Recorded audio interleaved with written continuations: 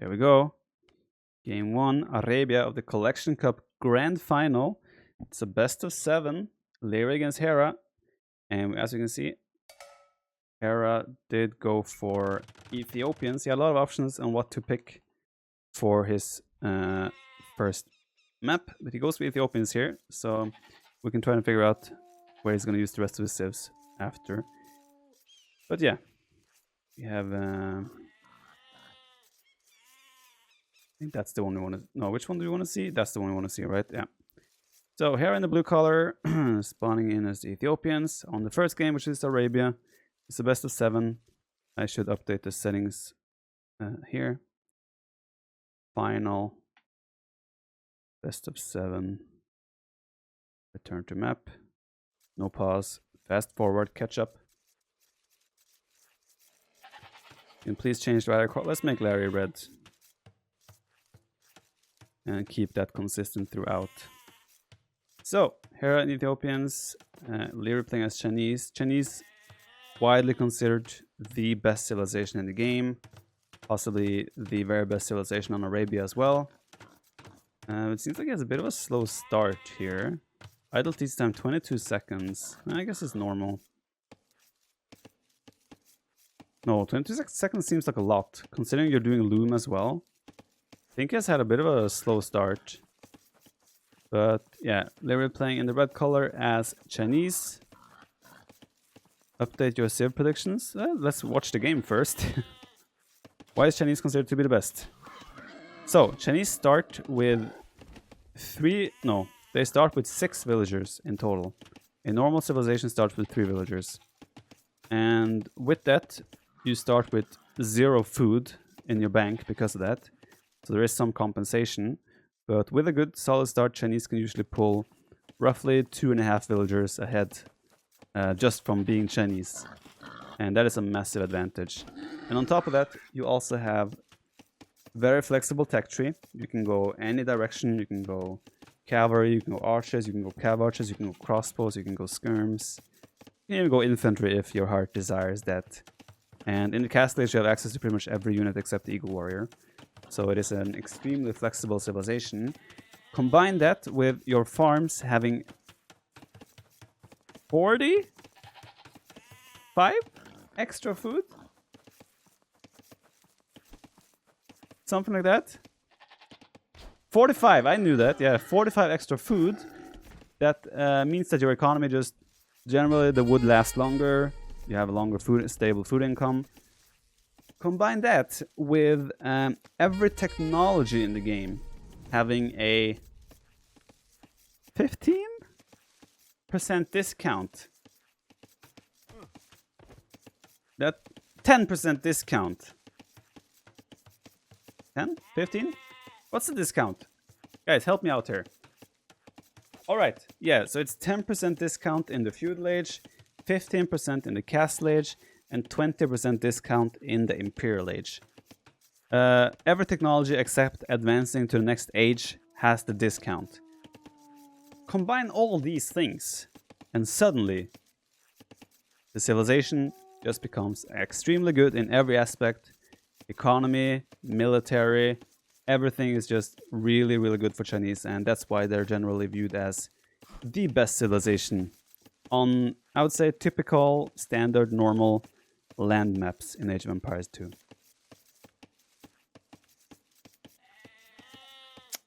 That to help Flame Simp. Yeah, like, so another reason, like, that's why you can also have some flexibility in how you play Chinese. You can justify delaying horse color, for example. Like, if you go scouts or archers, whatever, a lot of people will rush horse color still. But Chinese, because of the extra food on the farms, could justify delaying horse color longer than other civilizations. So there's just a lot of flexibility, and you can adapt very well to everything pretty much with the Chinese. Hera is going for a drush right off the bat. I think they will know because of the score advantage. Hera behind this is walling off, but yeah, the scouts coming in. This should be at least 1 villager down for Lyra. Very slow reaction from Lyra here. Very, very slow reaction. Not sure what happened there because his reaction was a doubt reaction right there. He does lose 1 villager, but pretty much the scout of Hera will go down as a consequence. So in the end, 1 villager for the scout, generally viewed is okay, but what Hera also gains here is pushing Leary off the deer. And Leary, who wants to go scouts, not pushing off the deer, pushing off the berries, sorry. Leary wants to play scouts here, and that is way, way harder when you are pushed off the berries. But Leary has been luring in 3 deer from afar, so he will still have a really solid food economy behind this. And the barracks is almost up. We'll see a stable follow-up right after, and he'll be trying to chase these militia away and then switch that into aggression. But as you can see, Hera, he does not want to have any of that aggression come his way. He's investing 4 villagers currently to finish off walling and try to be walled in time. Leary did go for both economy upgrades, horse collar and double bit X, and the mill getting down to half HP. I think Leary does not want the mill to go down, so at some point he will send villagers with full HP in order to engage and chase these guys away, and the scouts would join eventually as well. Leary was, unfortunately for him, housed here as well. He was not able to produce scouts right off the bat. Scout production has begun now though, so from this point forward he will get those numbers out. They are kind of engaging here. They're microing on the bottom side as well. Leary picked off 1 villager on the wall, and at the same time he's doing a good job microing on the front, so both players kind of trading equally. Both have lost 1 villager, but Leary has the mobility, he has the units out on the map. Hera, on the other hand, is on the way to feudal age. Still another minute and a half to go, but he is fully walled. So the interesting parts now would be to see what does Leary do as a reaction here. Does he continue to invest into military? Does he try to switch to more economy-based play? Does he add ranges really fast to try and put the pressure? Does he go forward with towers? He has a lot of options there, and you have to decide how he wants to do this. As Hera, doesn't look like Hera wants to go for a fast castle by the looks of it. His food economy really isn't good enough for that. He hasn't taken the deer. That's usually a requirement when you want to go for a fast castle. It looks like Hera might be trying to go for feudal age play here. The militia did get in on the woodline here, but yeah, villager survives. Leary cleans it up. And Leary has stopped scout production as we talked about. And now you can ask the question, hey, did the drush, was this a good drush? Question mark. Yes and no. So I always say that what for me the purpose of a drush is to buy time for your follow-up. Question, did Hera's drush buy time for his follow-up? Yes. Did he buy enough time? Did he do enough? Maybe. We'll see. Leary lost 1 villager. Hera lost 1 villager as well. So it's quite equal now. I think both of them, in all things considered, are going to be satisfied with how the opening has gone. But yeah, as I said, Hera wants to go for the fast castle, but his economy really is not set up for that yet.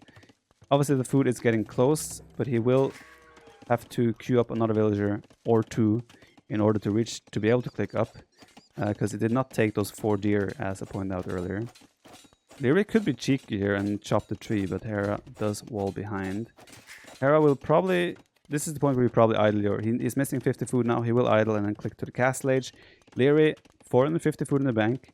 Leary's reaction is to just go for, I know you get 100 food and 100 gold extra with Ethiopians, which is why he's been able to click up now. But even now, this wasn't the perfect smooth castle age time that you usually want to see. Usually want to hit castle age something like 1630 if you have a very smooth dark age. Hera will hit castle age after 17 minutes, which is still a very good time by any means. But it gives Leary that little bit of extra time to react. Leary behind this, dropping a blacksmith, walling up the right side, walling up the left side. He has kind of just set up his economy for castle age, and now he's completing the walls and preparing the next steps.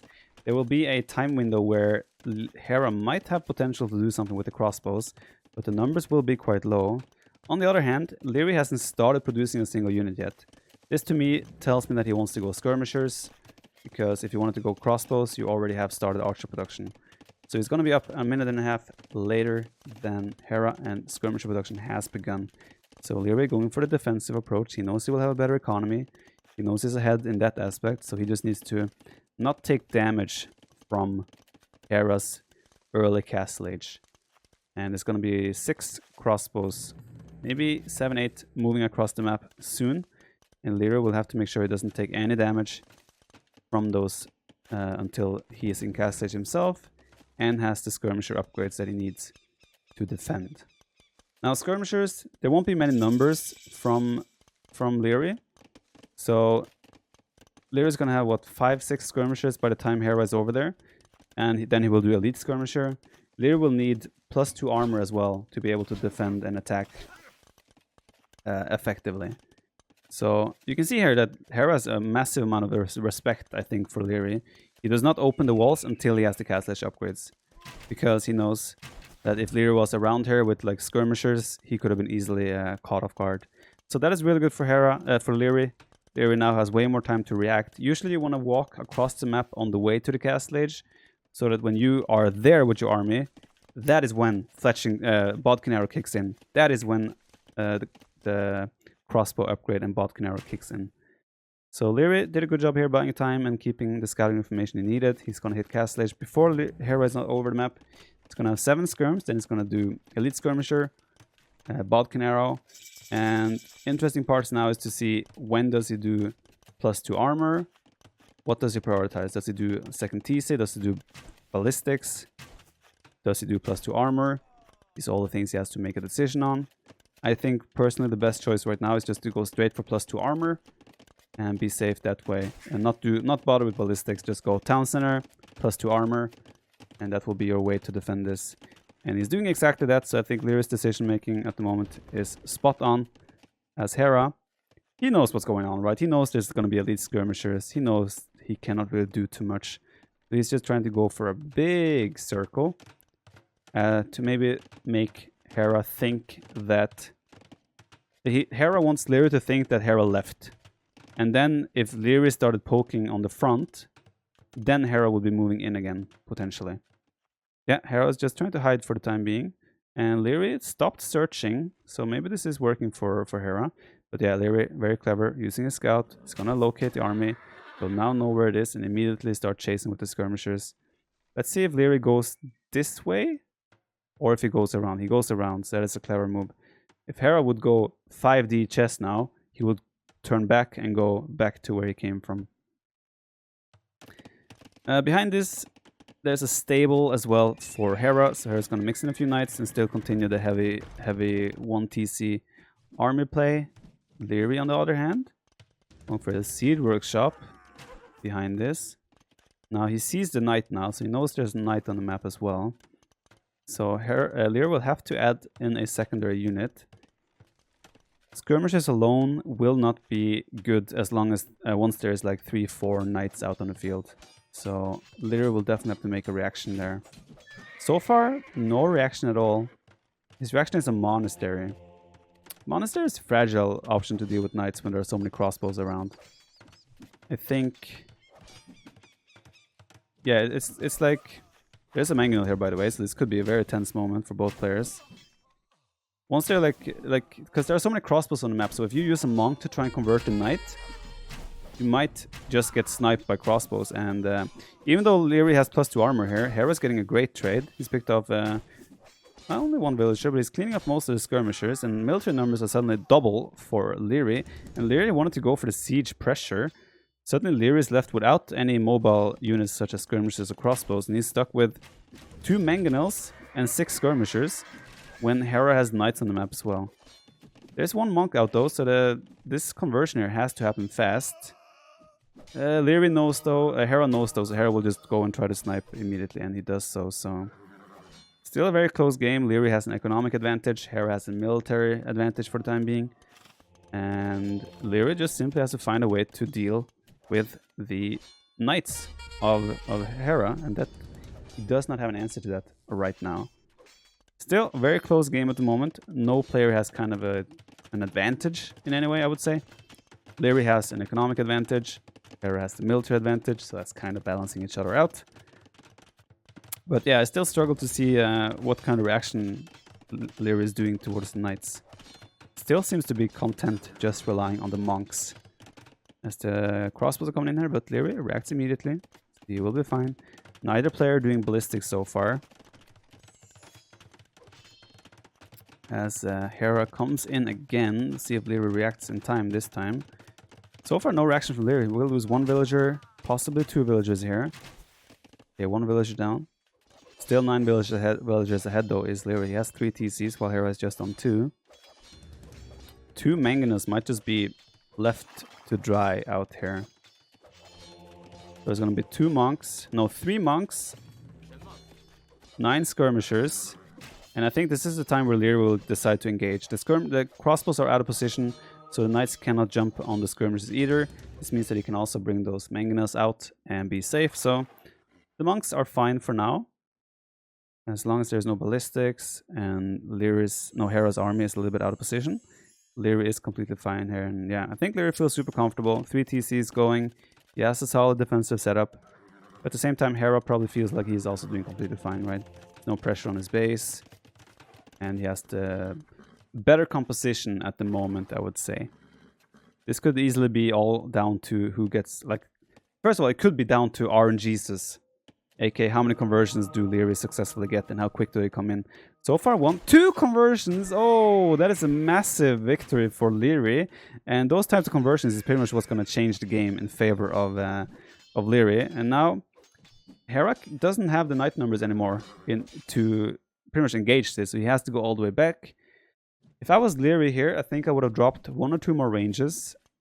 And, no, actually, it only has 1 range still. I would have dropped 3 more ranges. And gone crossbow from now on.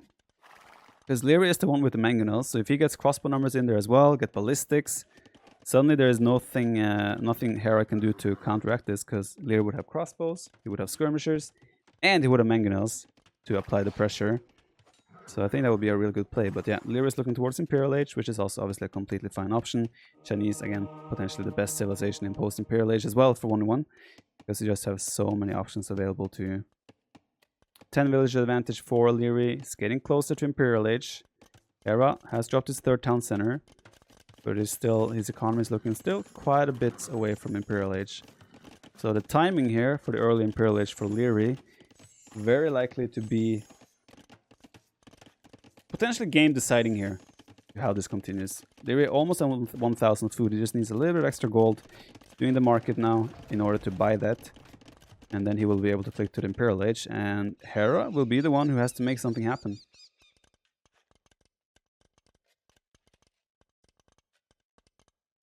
What will Leary do in Imp for army? I think he will just stick with skirmishers as an opening, and then he will switch to Arbalest. He just clicked up now. He's still continuing with the skirmishers. That's the thing with Chinese, right? You can kind of do whatever you want. I think like just keeping the skirmisher numbers like he has right now, and then making a switch to a gold unit is what's going to be important for him. But worth noting out is that Leary, both his extra goals are outside of the base still, and he hasn't moved out there. So in theory, he doesn't really have the gold income yet to commit to a gold unit. So we're going to have to wait and see here. Chinese do struggle in imp against onagers, yes, but it depends on the numbers and the situation in the game. If Chinese has 200 population and 40 cavalier, or like light cav running around with full upgrades, you can easily dive and snipe onagers as well. So it very much depends on the situation. We can see Hera committing on +2 armor knights, and he has 9 knights on the field, 11 actually on the field at the moment. So for me it looks like Hera is committing very heavily to the castle age here, and Leary might be overly adventurous here as he's diving out. Still no ballistics, by the way, for either player. I'm a bit surprised that there is no ballistics for both of them at this point, because they have so many range units. Ballistics is coming in now for Leary. I still feel like Leary is being way too adventurous considering he's on the way to Imperial Age. Like, Hera wants to fight this. Hera wants to jump on this. I don't understand why Leary is out here. And now he's blocking his escape path as well. This is going to be an amazing fight for Hera. He deletes the range now to save the skirmishes. He kind of has to do that. This was a very, very, very strange decision making on Leary's part, if you ask me. He lost all his mangonels, he lost all his monks, and suddenly he's left with only skirmishers. Now, skirmishers in Imperial Age will still do fine, but he pretty much gave Hera exactly the type of fight Hera was looking for. And when you're on the way to an Imperial Age, I don't see why you would make such adventurous plays when you are advancing to the Imperial Age. Again, you don't have Imperial Age upgrades. Why are you out here? He's just giving Hera the dream fight. And then Leary wants to place a castle on the hill. Leary only has skirmishers. Knights in Castle Age kill skirmishers. It doesn't matter how many upgrades you have. Knights will kill skirmishers. Yeah, this is very like, I don't want to be overly critical, but for a player of Leary's level, this is very, very poor decision making. Yeah, this is exactly what Hera wants, right? Hera's still far away from the castle for Imperial Age. But behind this, Hera's now got a village advantage. The whole army of Leary is gone. And Leary will soon be left without gold, because Hera has full map control.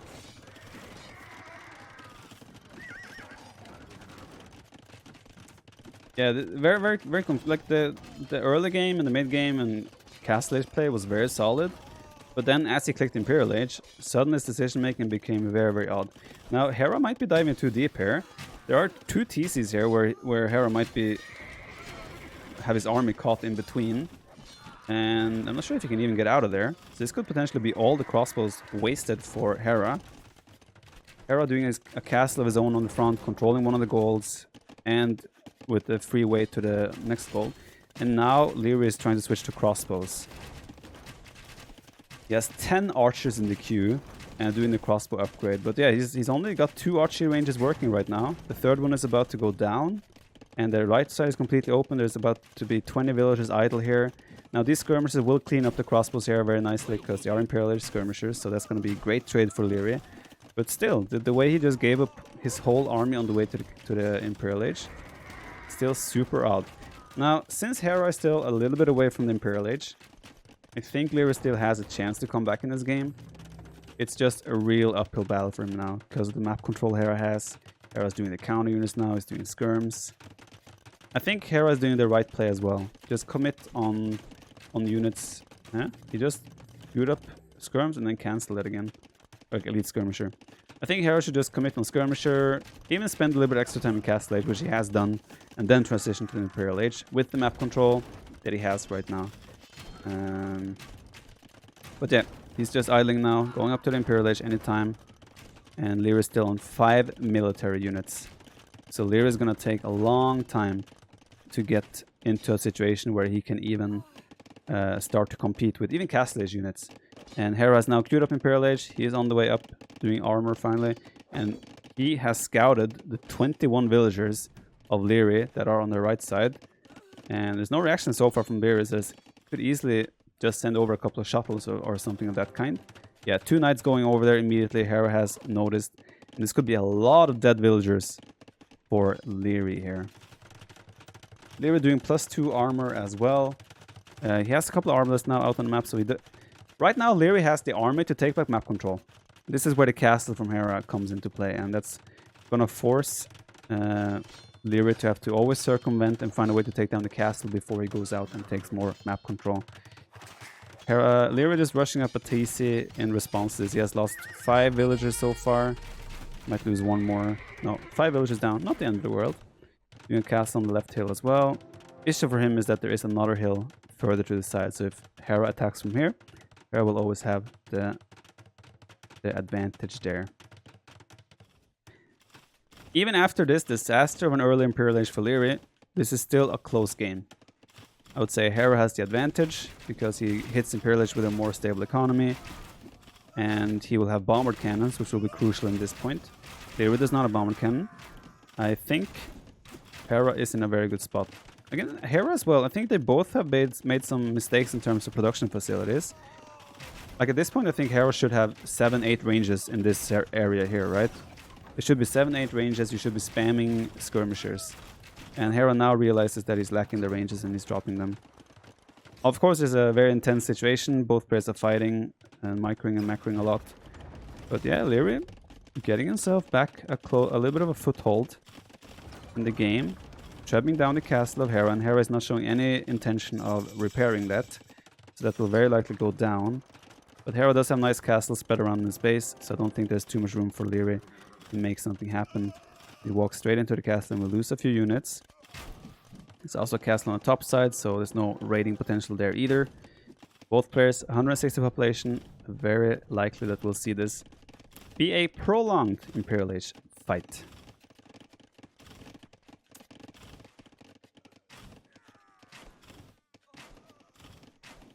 Leary also doing the last armor upgrade now. husbandry on the way, so he wants to switch into light cav. So Lear wants to play the crossbow skirm light cav combination. Very cost effective, very solid. And this is the point where Chinese are probably better, as long as it's just skirmishers with units that aren't siege. Because even though Hera gets... does he get Hussar with Ethiopians? I think you do get Hussar. But you don't get the last armor upgrade on cavalry, and you don't get bloodlines. So therefore, the composition in terms of military is generally way better for Chinese. Great castle on the hill now for Leary as well, so he has the center control. You can compare Age of Empires to chess in many ways. It's very important to have the center control. And Leary has the center control now. And Hera, what can Hera do, right? He's making skirms, he's making crossbows, trying to go arbalest. But Leary just seems to be in a very commanding position right now. He's got the unit production going. So weird, the range positions, right? He has like spread out ranges everywhere in his space. Bomber cannon and one lonely cavalry archer in the queue for Hera. But yeah, bomber cannons will be really important here. Probably Hera wants to get Torsen engines, which is an upgrade that gives more splash damage to siege units. Siege engineers is coming in. I expect Torsen engines to be on the menu as well. They'll make the bomber cannons of Hera have massive potential. But this is where the light cav from Leary with full upgrades come into play as well. They're only missing the last attack upgrade. They can run in, dive, and snipe units. Hera on 160 population, Leary maxed out. And Leary has the potential for raiding as well with those cavalry. No hesitance as well from Leary. He's going straight for the next castle with the three trebuchets. And as Hera was preparing to defend this area, Leary, with the center control, can decide where to attack, and he just switches the focus right away to the top side, where Hera doesn't really have production buildings or any way siege ready to defend. Raids happening as well on the left side now, as Hera is dropping a castle on the so said hill. But Leary is just looking in a dominant position as we speak. Hera looked like he had the game when Leary made those weirds move in early Imperial Age. But after that, I honestly think Hera went to the Imperial Age too fast. I think he should have just kept investing into cavalry, into Castle Age, keep making skirmishers, keep making light cav, and just raid and make sure Leary doesn't get onto gold. This castle will go down. There are light cav on the underneath as well, killing the villagers. So much idle time from Hera on the side as well. Wood income for Hera. In big trouble at the moment. He's lacking a lot of wood. And still his army is heavily consisting of skirmishers, which means the light cav has massive amounts of potential. Hera with 2,200 food in the bank. He may have been better off investing into some cavalry himself, just to serve as some meat shield. Let's see, big hit there from the bomber cannon, but there is no Torsen engines. And yeah, it looks like Leary is just overwhelming Hera right now. Another castle down. And there we have it. This was a weird game in many ways. I think early game was like the Drush Fast Castle was fairly smooth for Hera, so it was kind of decent. But he went for the one thesis player for a long time. So Leary pulled ahead in economy. Then they were kind of like battling it out a little bit in mid game. And then Leary took the eco lead, got some good conversions. Suddenly, Leary went to Imperial Age with a good advantage. And then Leary kind of threw his whole situation away. And then Hera kind of got in a good position. Then Hera kind of stopped pressuring, and rather he wasted all his army to try and get villager eco damage, whatnot. And then Leary, with the tech advantage, took back control, and then Hera kind of never responded to that. I think Hera should have committed bigger to Castle Age. That makes sense. First Larry threw, then Hera threw. I don't think Hera threw. I think Larry kind of low-key threw. I don't think Hera ever threw directly. I think Hera just made an error in judgment in terms of what to do. I think he should have prolonged his Castle Age, like in this stage, right? He kind of wasted his army trying to do eco damage, whatnot, to Leary. And then he tried to go to Imperial Age, meaning he lost the whole army advantage he had. I think he probably should have prolonged his Castle Age by another 2 minutes, simply to get another 20-30 skirms on the map, get some 15-20 light cav to raid, and then you transition to Imperial Age with full map control and a full setup ready economy to transition into the Imperial Age technologies. You lose lowest graphics settings in game and capture age, or do you use enhanced graphics? I don't use enhanced graphics. But yeah, well done to Leary. He takes the first game. Leary did have Chinese though, so he did spend his possibly best civilization here. So it's kind of a, when you use Chinese on a map, it's kind of a I need to win this game. If you lose a game with Chinese, you feel really bad because you have wasted possibly your best civilization. They use different graphics for playing versus casting. I don't really know how the graphics work with Capture Age. I think they have their own type of graphics, and then you can kind of implement some changes with mods and stuff. But I don't think you can change much about the graphics in Capture Age, like generally speaking. So I don't really know. That's so weird. I have the number there, but I have to copy paste. I have to paste it again in order to find the game. But yeah. So we were writing on civilizations on Hideout. Hideout is the next game. We have. Seems like the game is paused. Yeah, there is a pause here. Jorge 170909 with the 9 months. Thank you very much. Paprasuka with the 30 months with the Prime. What is the Prime sub? Thank you very much. C Youngie, thanks for the Prime as well. Revelons with the Prime, the 10 months. BRM Soccer, thank you for the 4 months. What's with the trees? I'm using a mod that apparently is making this weird. I don't know. We're just gonna have to live with it. Turn off tree mod for spectating. Can I turn it off in the graphic settings here? I just do this. Oh, you guys sure you want this? You sure about that? So I think I'm going back to the other one. I'm sorry. Use extra video memory. What does that do? What's my benefit? We're going back to this. I know this looks weird. I'm not sure why it's like this. It is very weird, but okay, we'll go with it. The llama sounds so sad. Yes. So let's just catch up here.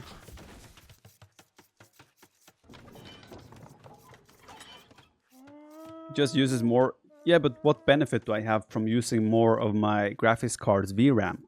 What's my benefit?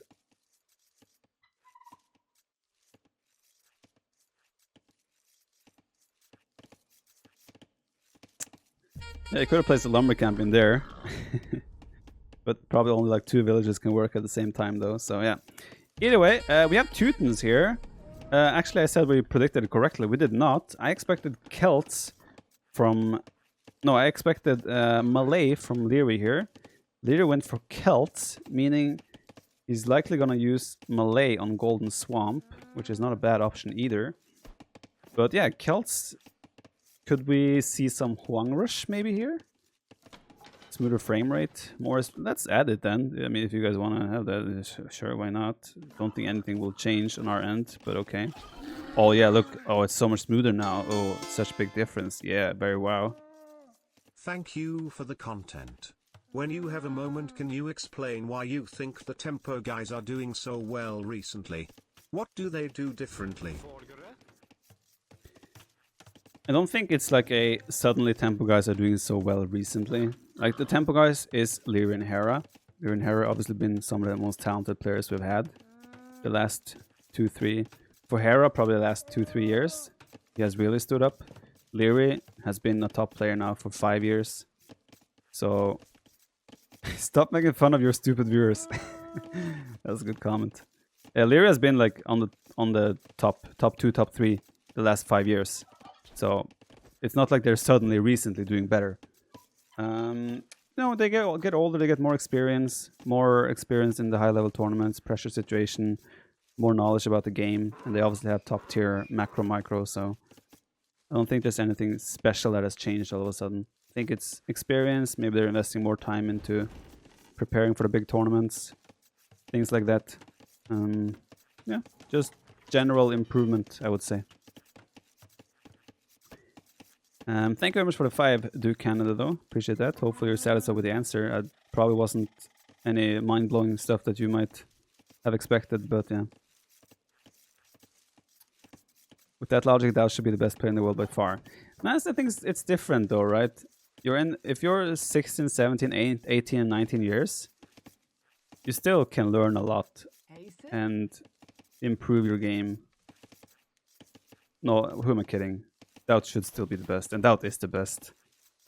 But yeah, I think your learning curve for experience and knowledge / adaptation in an RTS game is still very good in this phase of your life.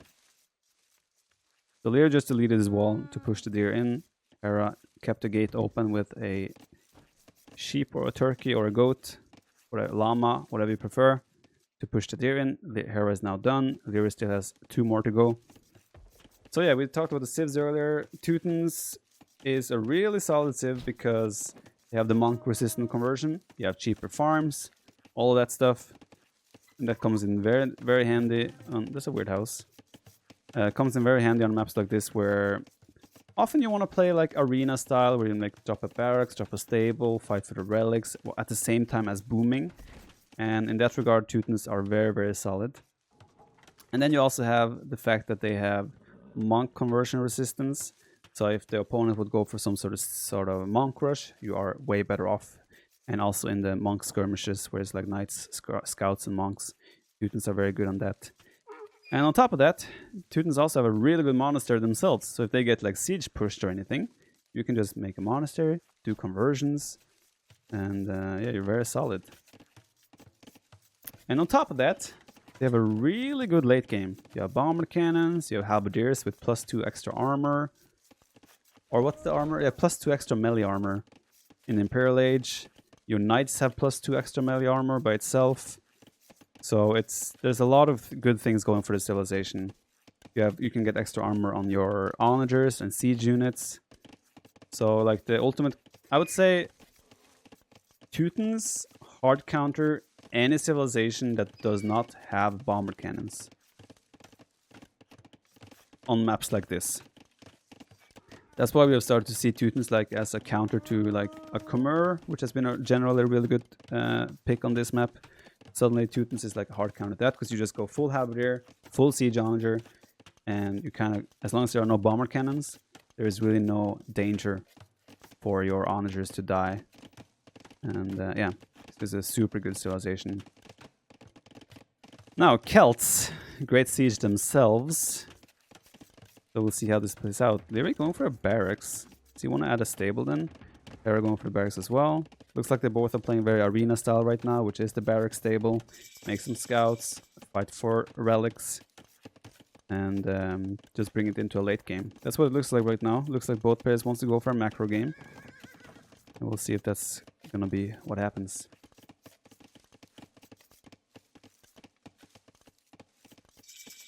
Hubs plus siege against champion. How would do Viper? Well, you just like if you have 6-7 siege onagers, those champion die super fast with some good target fire.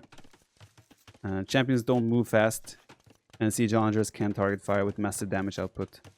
So yeah, you don't really want to be in a situation like that.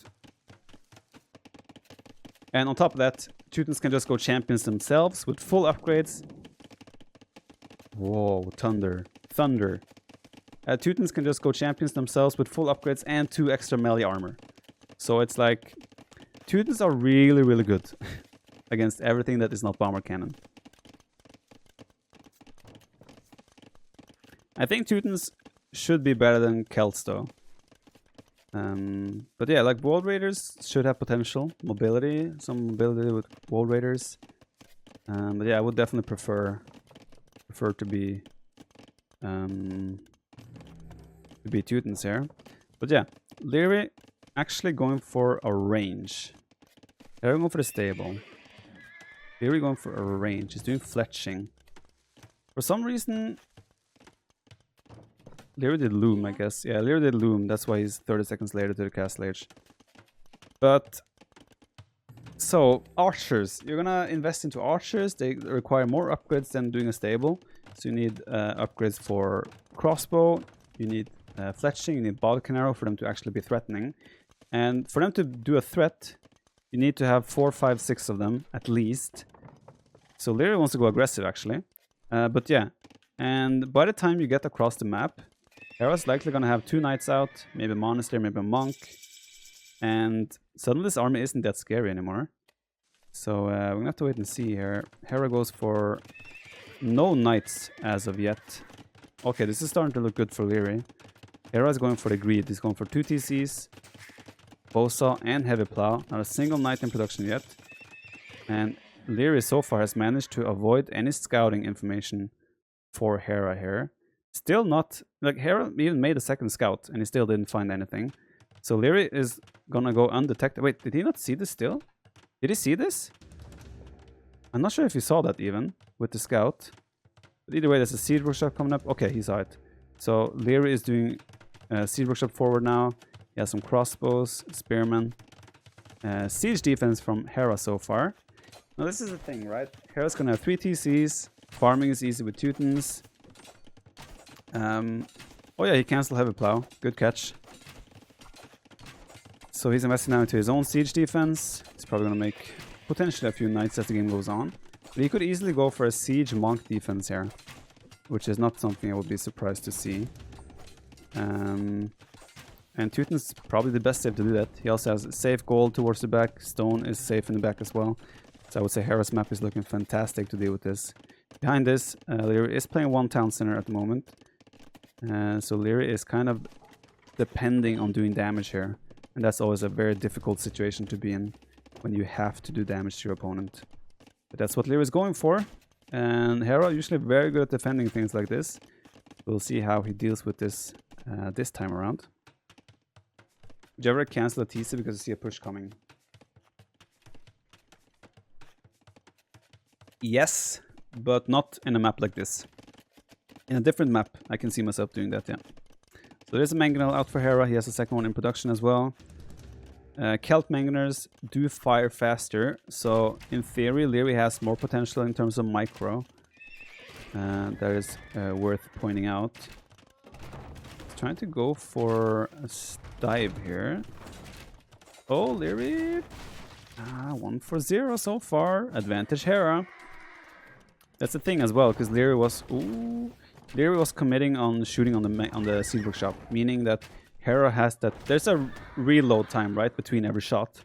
So when Leary shoots the siege workshop, he has spent his volley, meaning Hera can. It's not the greatest mangonel micro by Leary so far. Meaning Hera could just pop out his mangonel and shoot because Leary cannot fire yet. But yeah, good micro by Hera so far. He is 12 villages ahead already as well. I think Hera as well, if he starts just producing knights and gets to like 5, 6 knights, he cleans this up easy. But the mangonel will very likely go down in time here. He is repairing it though. Another mangonel about to pop. We'll see if it sends it forward or to the back. Gets another shot off. Ooh, 1 HP mangonel surviving. Let's see if Leary... oh, nice dodge here. Good micro from both players. There's crossbows though around. Hera does lose or delete the mangonel and gets the kill in the end. So 1-for-1 trade there in the end. This is super clutch. Again, Leary has to do damage. Leary is 1 town center and going still full aggressive mode. Diving in with crossbow now. Super risky. Wants to get rid of the siege workshop to make sure the mangonels stop trading 1-for-1. And another mangonel coming in from Hera. He waits a little bit this time. Both the players are microing their hearts out here. Pikeman upgrade coming from Leary as well. That could be a way for him to try and make something happen. Oh, Hera goes for the delete, but doesn't get the kill. So that's a good pickup for Leary. But on the other side, Hera does get a 1-for-0 trade on the right side.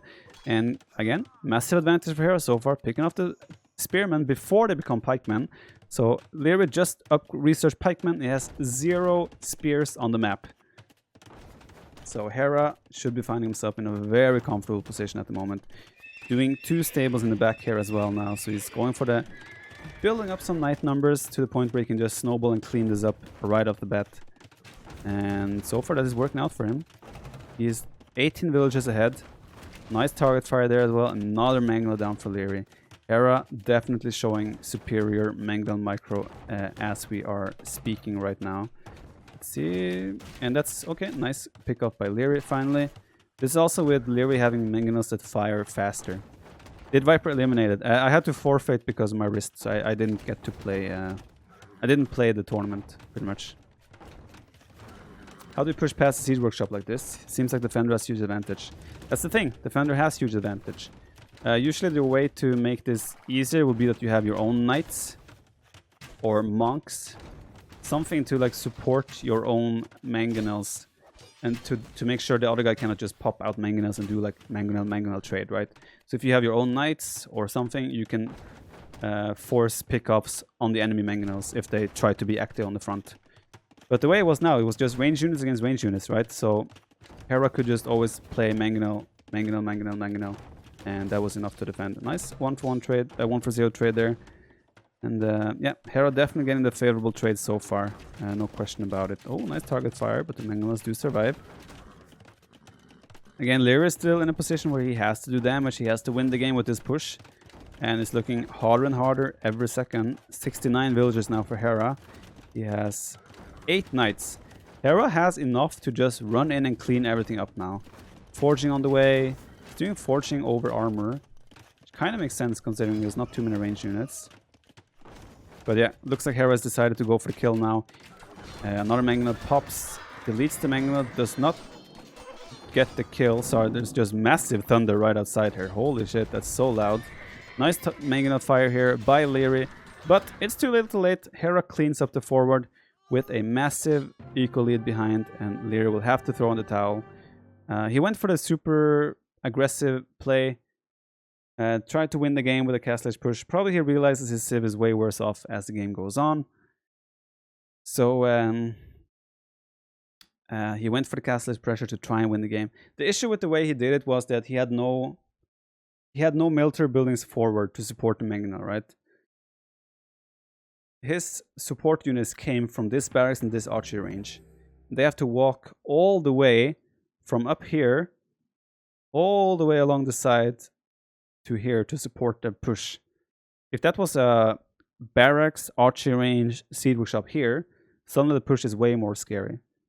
But yeah, Hera just playing it safe. 3 TCs, siege defense. I don't think he ever really was threatened here, to be honest. And he also showcased great Mangonel micro. So good job to Hera equaling the set, bringing us to a 1-1. And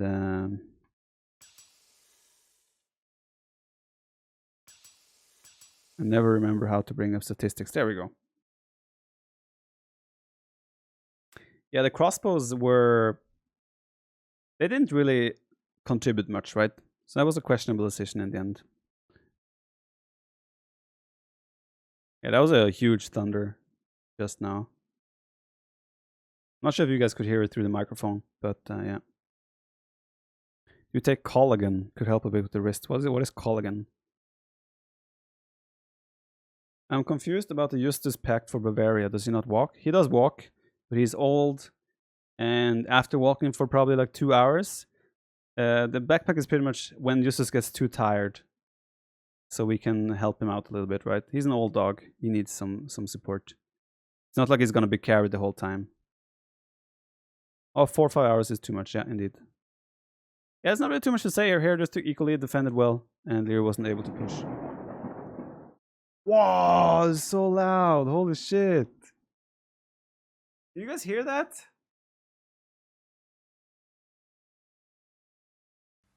Okay, it has started. I don't understand this, how you cannot find... Like, that's something you should really put effort into. Like, trying to fix the lobby system, because you can never find games by searching correctly.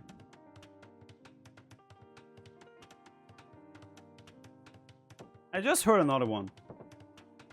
Damn it. Okay, let's focus.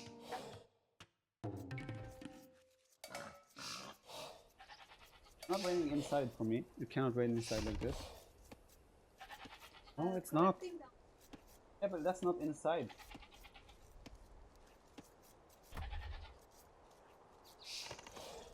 But then I can't see the thunder. And I want to see the thunder. Yeah, we cannot have it raining inside. Let's catch up here quickly. Sorry, it's just Dark Age enemy, guys. You're not missing anything. So, Magars against Khmer for... Leary has Magars. Hera has Khmer. These civilizations we did get correctly. So, yeah. We have... Move to the middle right away. It's Hera. Let's see. Leary. Yeah, Leary changed it up. Last time we watched Leary play against Yo. Yeah. He went for the lumber camp on the side first. This time he's opting for the middle right away, which I think is the better play. So learning and adapting, you know. And I know if I hear the thunder, the lightning already struck. I know. I'm just making fun with Deborah. See the thunder. Isn't that how the Imagine Dragons song goes? Thunder. See the thunder. Lightning and the thunder. What? Was that Palisade? Okay. Thunder. See the thunder. And before you guys correct me, I'm kidding. Relax. I'm kidding.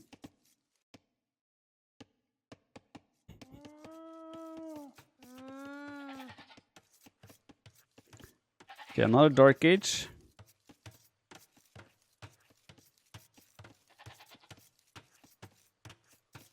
What to say? Can someone say something cool in chat so I have something to talk about? Azalin AoE, thanks for 8 months. Do you even code, bro? Thanks for 7 months.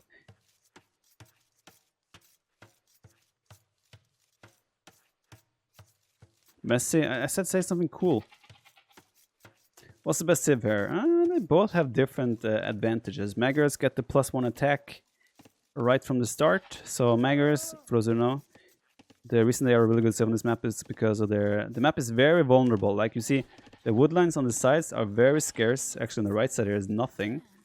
And which means you're kind of forced to the center to have proper big wood.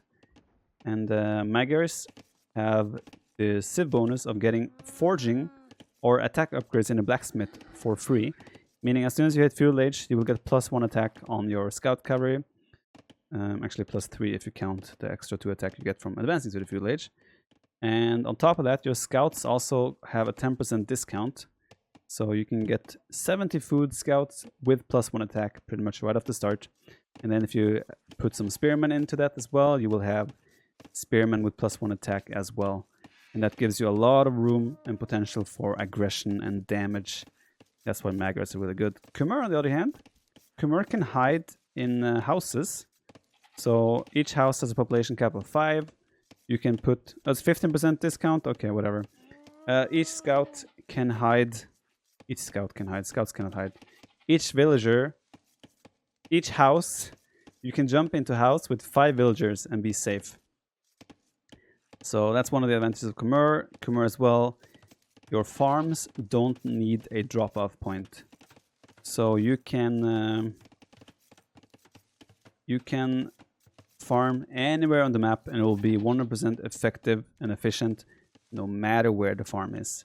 While with all other civilizations, you have to drop off the food at a town center, at a mill, or any other drop-off location. But with Khmer, you can just do whatever you want. And you can see Hera already preparing the houses, so he has a place to hide whenever he wants to feel safe.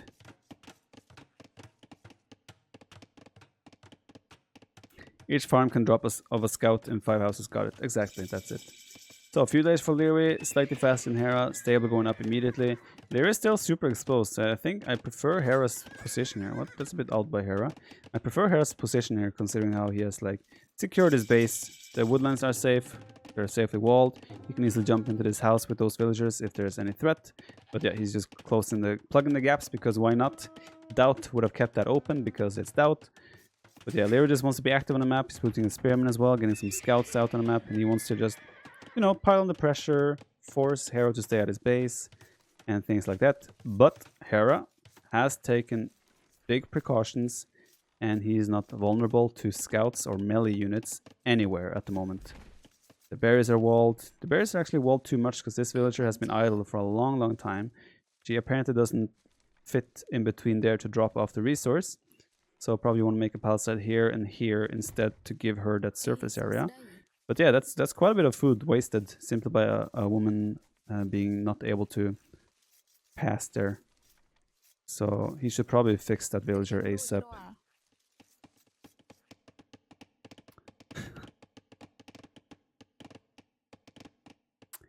You shall not pass. Yeah, I think, I mean, this is something you don't notice either, right? If you're playing the game, you don't notice that this is idle, right? Because it's behind the walls, behind the flag. It's not something you notice or pay attention to. You might eventually down the road, but yeah, generally speaking, not. Yeah, and that villager does not show up as an idle, right? So if you click the idle villager hotkey, you don't spot that one. And yeah, we're gonna have to wait and see how. I think she will stay idle until this fruit bush is gone, which is 5 more food. So it's not the end of the world, but still one of those small annoying things. Hera as well. Another thing with Khmer is that you don't need a barracks. So the way it works is there's a tree you have to follow, production tree, to build buildings. Like in order to build a stable and archery range, you need to have a barracks. In order to build a seed workshop, you need to have a blacksmith, and so forth. Khmer does not have any limitations when it comes to building buildings or structures. So they can build a stable without having a barracks, and Hera is taking advantage of that. That also means he doesn't have any spearmen to combat the scouts. So Lyric could, in theory, just go full scouts here and be completely fine, because there will never be spearmen, aka the counter unit to the scouts, on the map. So with that in mind, Lyric could just play full scouts. Lyric has made a range himself though, and he's starting to make archers. Lyric is playing this super low wood income though. Doing archer range, stable and everything, mining camp, and he only has 6 villages, or 5 villages on the lumber camp. All the other wood income is from straggler trees around the base. And that's not really long-term effective wood income. So you have an engagement outside the base. There's a spearman though. But I think Lyric is getting a very favorable, or very nice trade, all things considered here. Hera wasted all his scouts in just trading off against the spearman and some more scouts of Hera. At the same time, Lyric has still 6 scouts alive and well on the map of Hera. Hera farming around houses as well, because he wants to be able to jump into the houses in case the scouts come around. There's a clever way of farming, because he's doing it on the bottom side here as well. The houses are serving as mills, kind of. You want to build farms around the houses, so you have that point to jump and hide. Hera currently 3 population behind, taking an engagement here on the front. This should be very favorable for Lyric though, because Lyric had the numbers and he has forging for free. That's a very odd fight for Hera to take. As archer production has also not begun, because Hera doesn't have gold income. Hera has made a range, because I assume he wants to make skirms. Maybe he wants to get archers, but Lyric is just looking in such good control of the game. He's also got archers across the map now. He has a massive military lead. You know what? This game, I hate to bring it to you guys, but this game is over. Villagers will be idle on both wood lines, and Hera has no way to ever compete against that. He doesn't even have a blacksmith, so he cannot do upgrades on the scouts.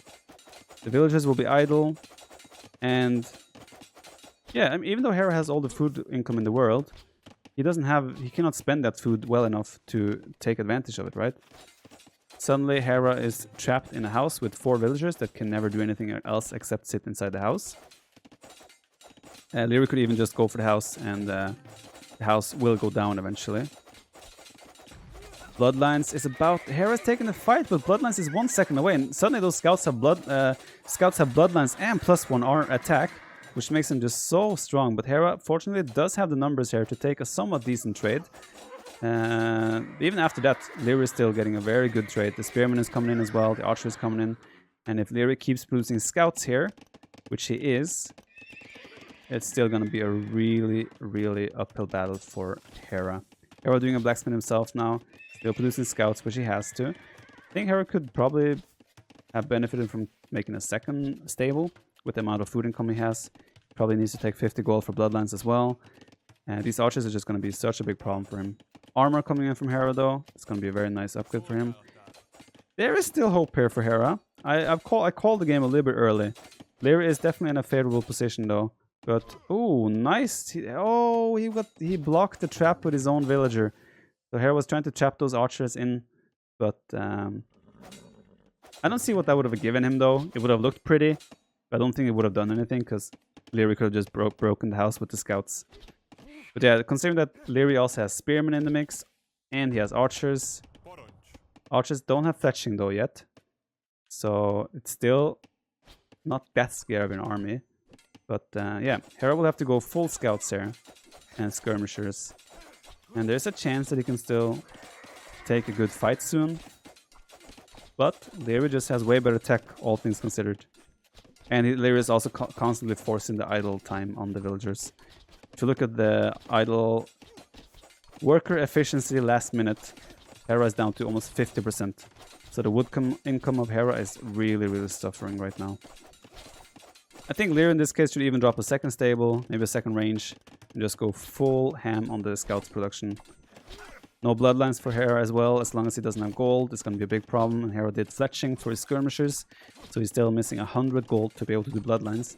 And that also is a big, big advantage for Leary.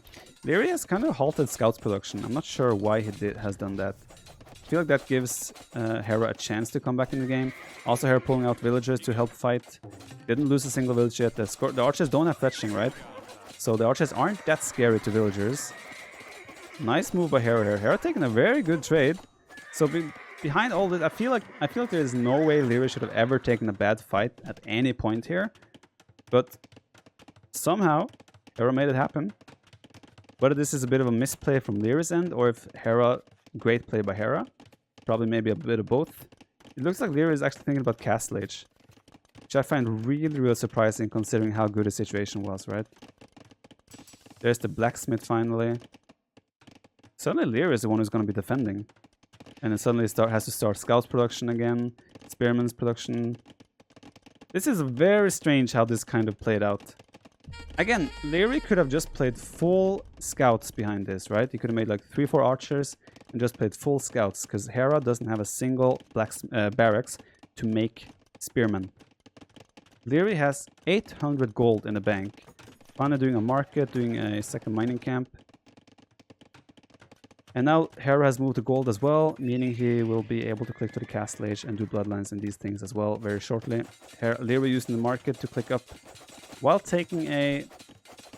Considering that Hera doesn't have bloodlines, I guess it's an okay fight, but still, you don't want to trade like that. I don't like how Leary transitioned out of this, honestly. I think Leary had the game secured in the bag. It was like there was no way he was going to lose this game. And then he kind of just took the foot off the gas, right? Now, Leary does have a better composition. Archer Scouts is generally considered way better than Skirm Scouts. So, Leary still has favorable composition, but Hera is less than a minute behind to the Castle Age. Again, Castle Age uptime. Doing a tower as well to feel a bit extra safe. And he has triple stable behind this. So Hera will keep producing scouts and do light cal upgrade as he is on the way, as he is in the Castle Age. And Leary, way more exposed to raids than Hera is, considering he cannot hide in houses. Bloodlines is on the way as well. As Leary... Ooh, okay, he changed his mind there. He sent all the scouts, but he changed it to just a single scout to get some scouting information. Gonna run into the scouts, and he's gonna skirms, and he sees all the scouts of Hera. So he knows the numbers are massive now, and he knows the army is coming forward. This army could potentially beat the army of Leary. And Leary's army is out and unprotected. This is a crucial moment now, because Leary is about to hit the Castle Age, and Hera has all his army forward. As soon as Leary hits Castle Age, Hera might feel like he should jump on this as well.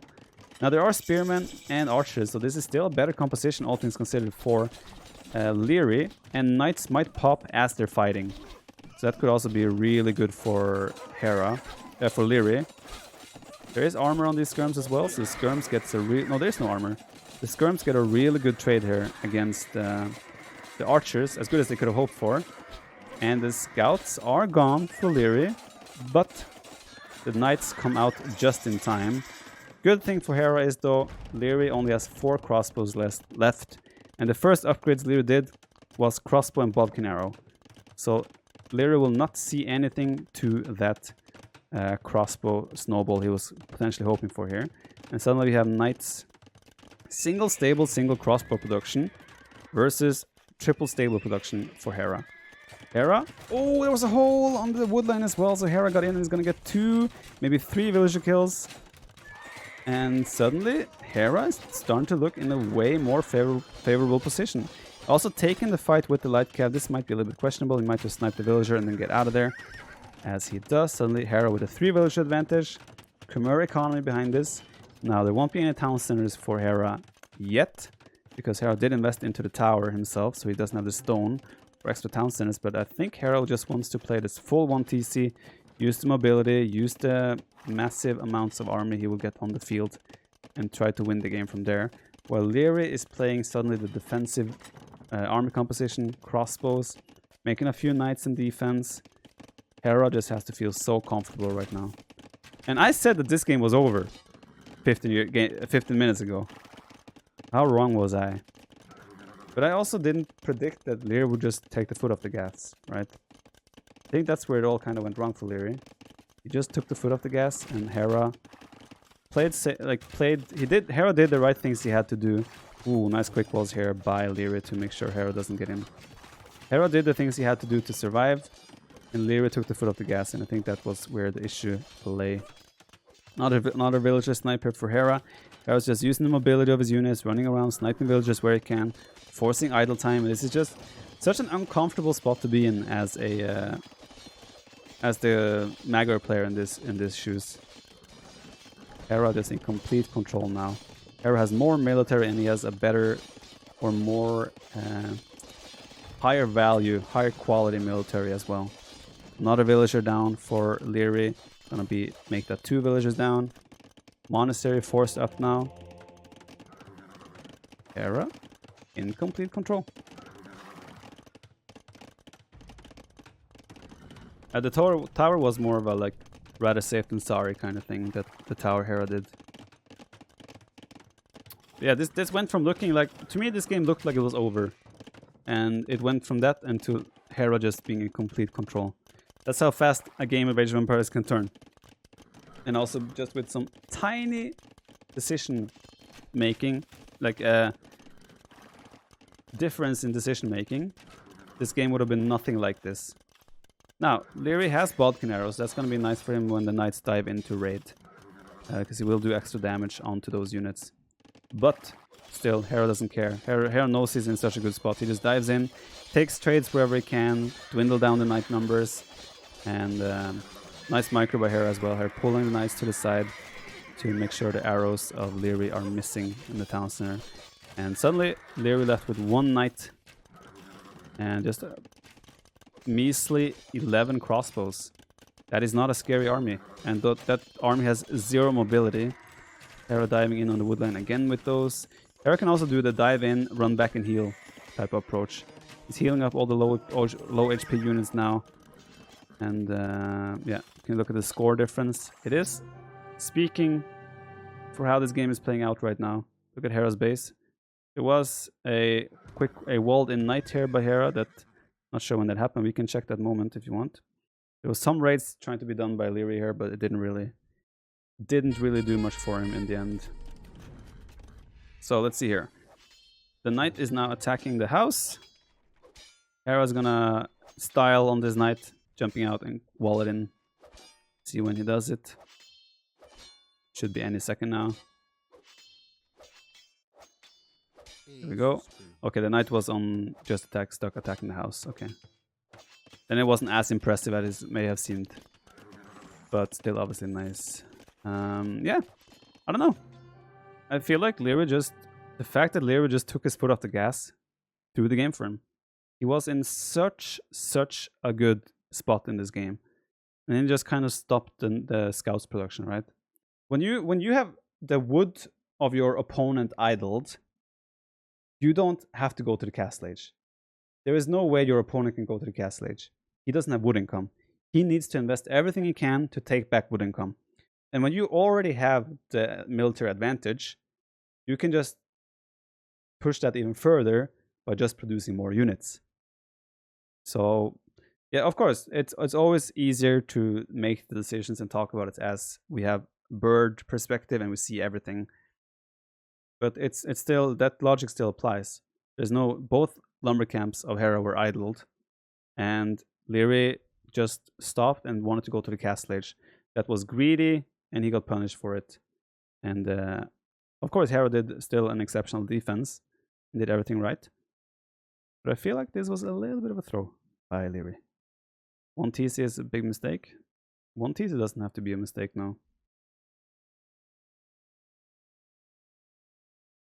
So that brings Hera to a 2-1 lead. Mediterranean is next map up. So probably Italians. Oh, Hera goes for Lithuanians here. Okay, that explains it. So Italians, Lithuanians on Mediterranean. Lithuanians can be very good because we'll show exactly why Lithuanians can be good now. Hera really keeps mixing up his colors. Whoa, Hera's going for a weird... Oh, I feel like Hera's trying to go for a super fast uptime here. Because even though he could go for the greedy fast dock, he still kept taking deer and boar and everything.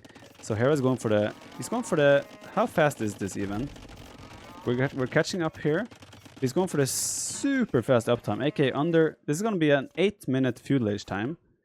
So that was his whole plan with the Lithuanians here. He didn't want to go for the greedy, faster... he didn't want to go for the greedy, faster fish and everything. He wanted to go for the super fast uptime in order to win water. And as you can see, he hasn't even made a fishing ship. So this is a pure investment in order to win the water and take the game from there. He's doing a third dock as well. So this is full all-in win water approach from Hera. Now, if Hera doesn't get a massive advantage on water and kind of secures the water really fast. Oh, big moment here. No, the scout has low HP. Never mind. Looks like Leary lost his scout, by the way. That's probably why this scout chased him down as he hit the feudal age. Makes sense. But yeah, Leary only with 2 docks as well.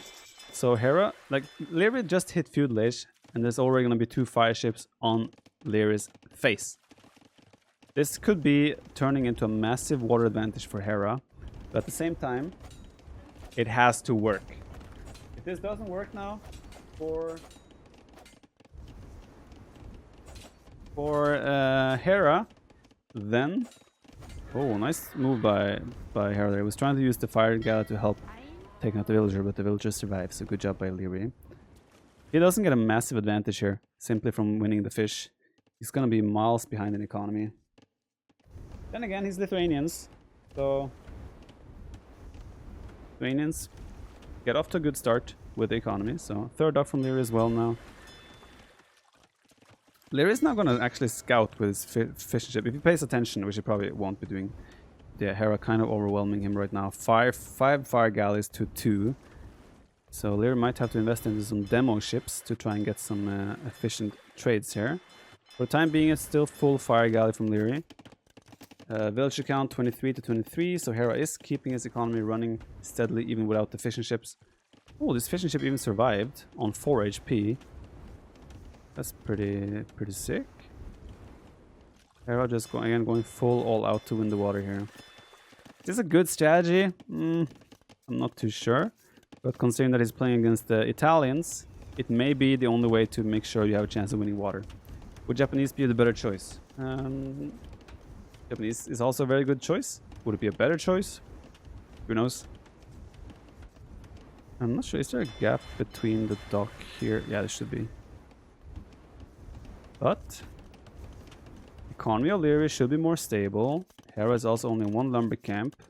Finally moved to the berries. Leary doing the same. But Leary's economy should be slightly more stable and developed, so to say. I think Hera will struggle a bit with the production rate compared to Leary. But 1 demo, 2 demos are out. This is going to be all about the value of the demo hits here for Leary. There's the first one. Gets a good shot. He might be able to kill 1 fire galley. No, it does escape. And the second demo is about to pop. Where does he use it? Not the greatest hit here for Leary. So there's still some very low HP fire galleys here from Hera. And all Leary needs to do is make sure those low HP fire galleys don't escape. Good micro by Hera here. Managed to escape with that one. It will go down though. Can't just... It's a defender's advantage is here for Lyra now. The production of his docks is popping right into the fight. So it looks like Lyra has stabilized for the time being. Those demos certainly helped out on that. And suddenly we're in a position where Lyra still has one fishing ship. And he should have the more stable economy at home as well. And Hera went for a super aggressive all-in-ish approach that is not really reaping the benefits as of yet. So very well reacted by Lyra. And again, we could say questionable strategy decision by Hera. There's 14 villagers, 12 villagers on the same lumber camp as well. So the wood efficiency is going to get worse and worse as the game goes on. Another very nice demo for Lyra. Gets another kill. Probably will try to snipe the other one as well. But the military is now neck and neck. And yeah, Lyra did weather the storm. And he stabilized. And Lyra is looking in a very commanding position right now. Yeah, Hera also without any eco upgrades. He simply can't afford it, right? He went for the all-in. Oh, we could get a big demo hit here. Fairly decent. No wood, double bit X, no horse collar, no nothing for Hera here. So as I said, the economy of Lyra should just be getting way, way better as the game goes on. The longer it goes right now, the better it is for Lyra. Hera is still depending on winning the fight kind of in fuel age, because if he doesn't win the water in fuel age, he's going to have a slower castle age time, and it's going to be behind economically. This is best of 7, yes. You can kind of count the circles here. This is how many games are going to be played. 8 to 10. So here is a slight military advantage right now. 2 demos out there as well. Both of them are housed actually at the same time. Huni. Lyra is... He's Italians as well, right? So he has a 15% discount on the advancing to the next age technology. So Lyra is getting closer and closer to clicking up. Nice snipe of the demo there. Well done to Lyra. While Hera still... It's gonna be miles... Like, even if Hera wins water right now... Even if he wins water right now... He's gonna be just so far behind. He finally transitioned to a second lumber camp. But like... Lyra is gonna be hitting castle. He's gonna drop 2 town centers. Gonna get that eco rolling. Hera is gonna be still... Lyra is gonna click up and Hera's gonna have less than 100 food in the bank. Why Hera have a 4 on the name? Lyra has a 4 on the name. Is pretty much because he's actually playing as the color yellow. But since we want a better view for the audience, we are making him color red. That's why there's a 4 like behind the 2. Ooh, that's a huge demo hit for Lyra there. That kind of like... Hera was about to send a really strong attack forward, but that demo kind of really shuts down that aggression. And then we're looking to get some value. It takes a decent hit there, but yeah, even now, Lyra just in a way better position. And honestly, I'm gonna do the blacksmith now. Click to the castle age, and upon hitting castle age, I would be surprised if Hera doesn't call a GG.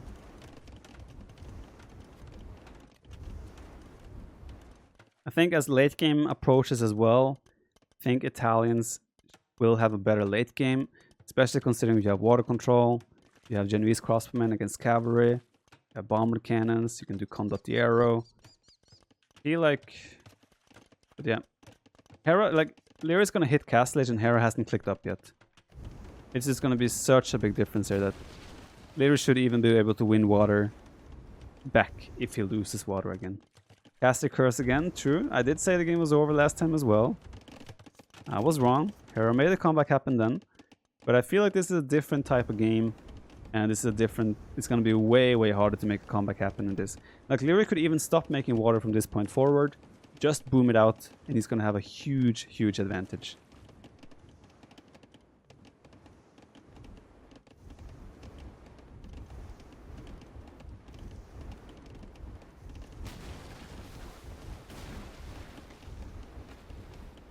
Good micro by both players on water here as well.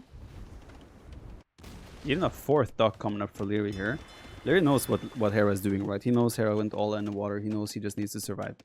So, yeah. Oh, the demo picking up the villager. Cheeky. Probably not worth it. But, okay. Looks fun. But yeah, just getting War Galley upgrade. The fire ships are going to be so much stronger. The demo ships are going to hit so much harder. And, ooh, a huge demo coming in here as well. Leary might commit. He does not commit. I think it was a good decision by Leary to not commit. But yeah, Castle is in. I think Hero should just resign at the moment, honestly. But let's see if he tries to play it on. War Galley coming in, Bosa. Hero has done Horse Color at least. Not Horse Color, Double Bit X. And he's still trying to fight on. Demo, that's a solid shot there. Two other fire guys getting some decent damage in there. And yeah. I think once the upgrade comes in, Leary will just win water. He's going to dominate water. Hero probably looks at the score and thinks, I'm not doing too bad. Oh, this could be a big demo hit there. Nice split from Leary. But yeah, War Galley is in. Fire ships from Leary are just so much stronger now. Actually, fire ships tend to trade okay against fire galleys. It's like they don't look terrible, but yeah, you can see here now. Clear domination for Leary, and it's going to take back water. He can start fish booming. You can see he has already queued up 4 fishing ships. He knows what's happening. He knows he's about to win water. He knows how to... There we go. He knows he's about to win water. So he's queued up 4 fishing ships right off the bat, dropping a town center. He's probably going to drop a 3rd town center as well. And Hera is going to play catch up. Hera has not clicked up yet. He's doing a 2nd building now, the stable. And he's going to click up. And by the time he reaches Castle Age, Leary's going to have 3 TC booming. He has 4 docks, fish booming on the water. It's just one of those things where, as a caster, double stable from Leary, from Hera, doing a scout cavalry as well. It's just one of these things where, as a caster, I kind of hope Hero just resigns, because I don't see a way for him to come back in the situation. But I also said Hera was dead the last game, so yeah. Assuming that far out a new feature. No, it's been a part of Capture Age. It's a Capture Age feature pretty much. Resign! Yeah, that's what I'm asking for. No, but yeah, Hera quite heavy on gold still. He has 13 villages collecting gold. Look at the gold bank. He's gonna... Okay, that's interesting. I mean, he's sending... He found 3 cows. Not really doing much in that regard. Sending a villager forward now. So he wants to apply pressure, but he has so much gold in the bank. Yeah, it looks like Hera wants to just go for heavy pressure right now. I want to see the scouting. I think the scouting is the reason why Hera's score is still competitive. Leary has barely scouted. So... that's why his score is just 200 points ahead. 30C not yet up though for... Oh, Hera's trying to come back on water. Interesting choice. There's the 30C for Leary. Villager advantage or economy advantage is up to 17. There's now 14 fishing ships on the map. Villager count isn't too far ahead. But economy upgrades are far ahead, and obviously the fishing ships are going to be a massive advantage for him here. Monk as well, collecting relics. He doesn't want Lithuanians to get relics, makes a lot of sense. And it's very likely Leary will find these 2 dogs as well very soon.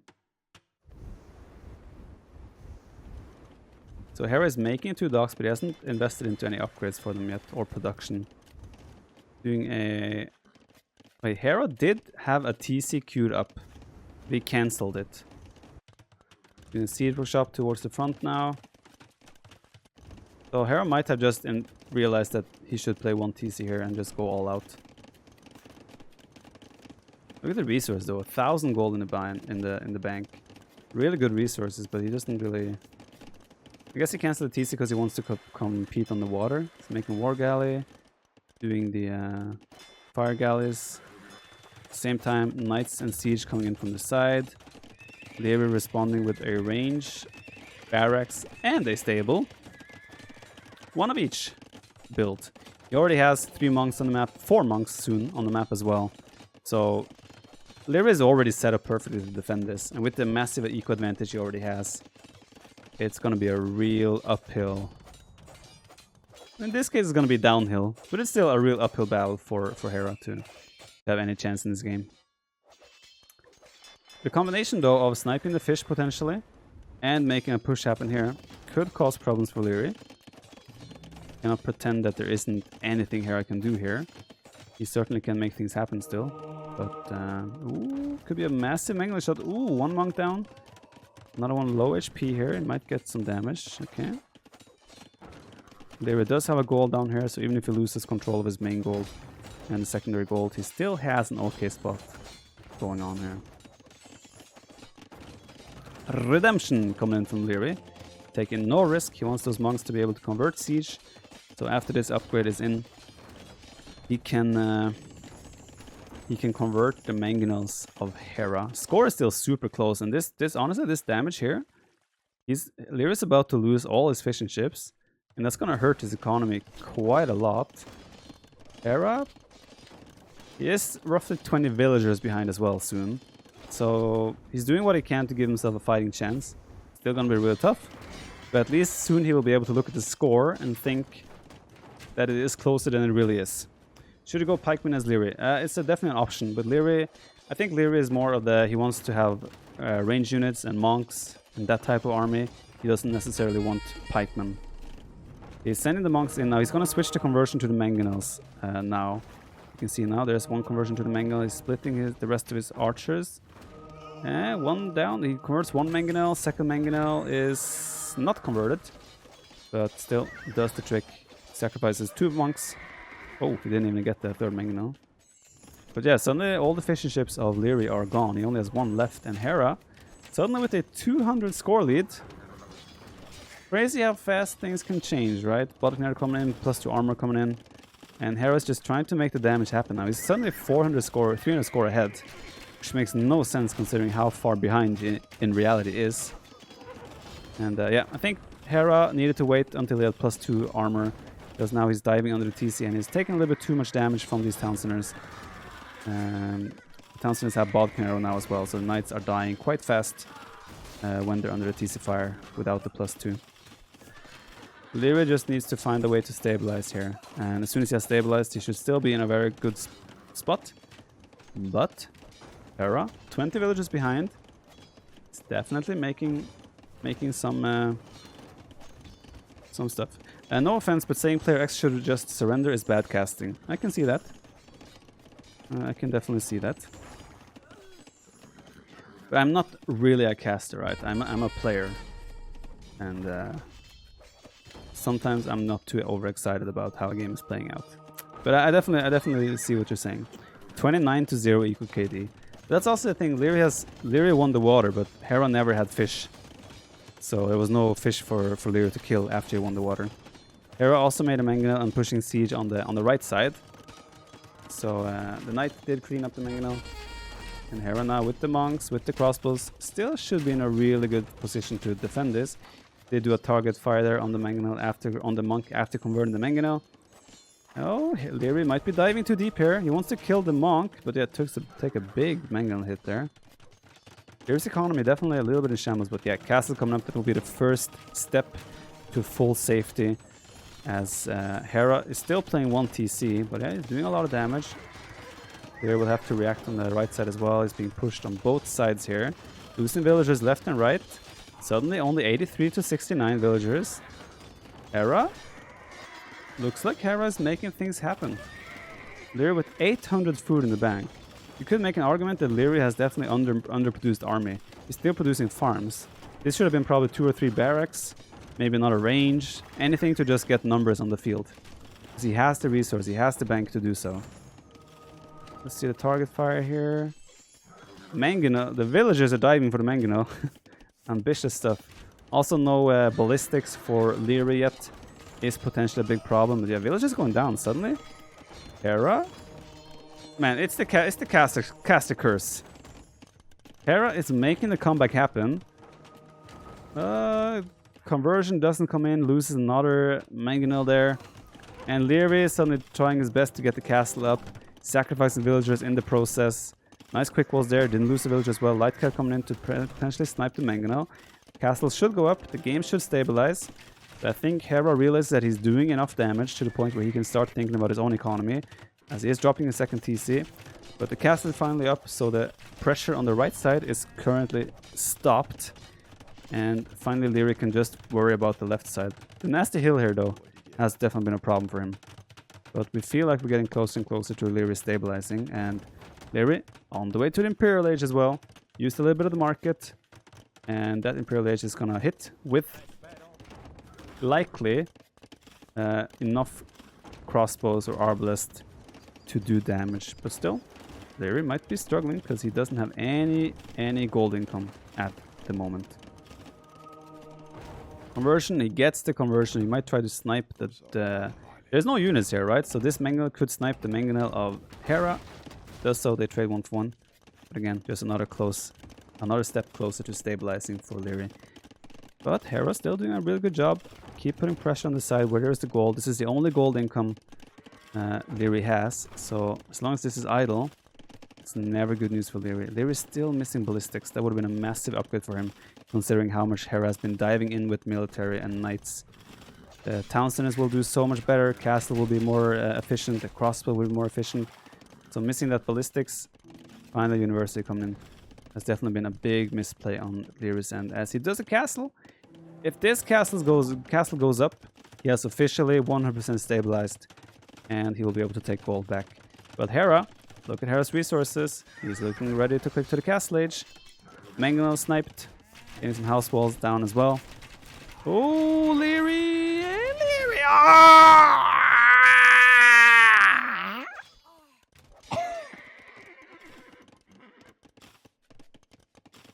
Okay.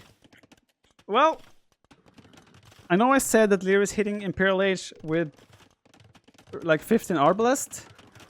I take that back.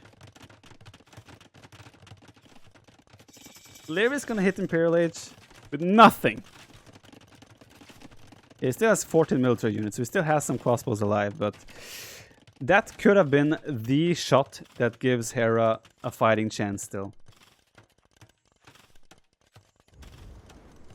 If those crossbows were alive to become Arbalest, I think Hera would have a really hard time defending that push. It could have been 20 Arbalests walking across the map as we speak. Instead, it's nothing.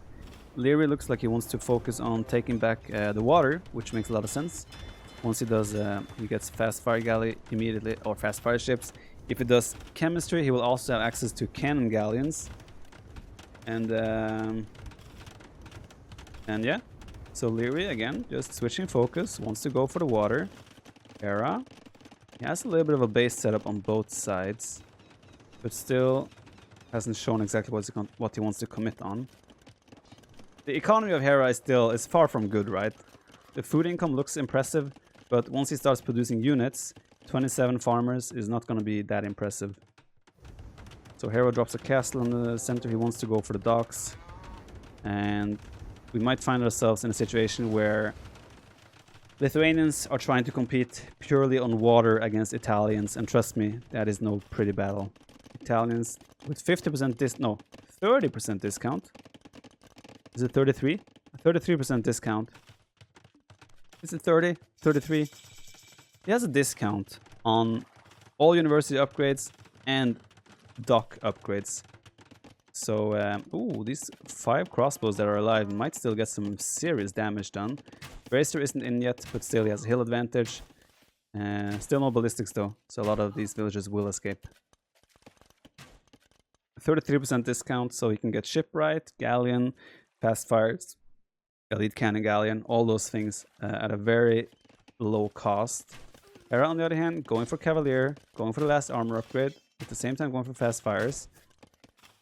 I wonder if we'll see Leary invest into Genoese crossbowmen here. He has 3 castles already, so Genoese crossbowmen to counter the cavalry of Leary or Hera could very well be an option here. We have a fight in the center though. Currently Leary has the favorable advantage in the army, and he should be able to take control of the water. He has way more docks as well, way more production compared. It's 8 to 5 docks. And I think Hera will have to make something happen on the sides, but yeah, Hera is 40 villagers behind as well. Now, it looked really good for Hera for a long time there, but it's starting to look more and more stable and safe for Leary to just close it out. Now that he has chemistry, he could also make cannon galleons. and just take out the castles and docks from afar. And yeah, Genoese crossbowmen are in production. Already 5 of them on the field, so the Cavalier of Hera are not going to be that scary either. And yeah. What are the winning conditions of Hera here? He did add a 3rd town center just now. Build 2 relics up for grabs on the side. Fast fires coming. I think Lyria may have underproduced fast fires, because this is probably a good trade for Hera. Lyria has to make sure he mixes in some different units.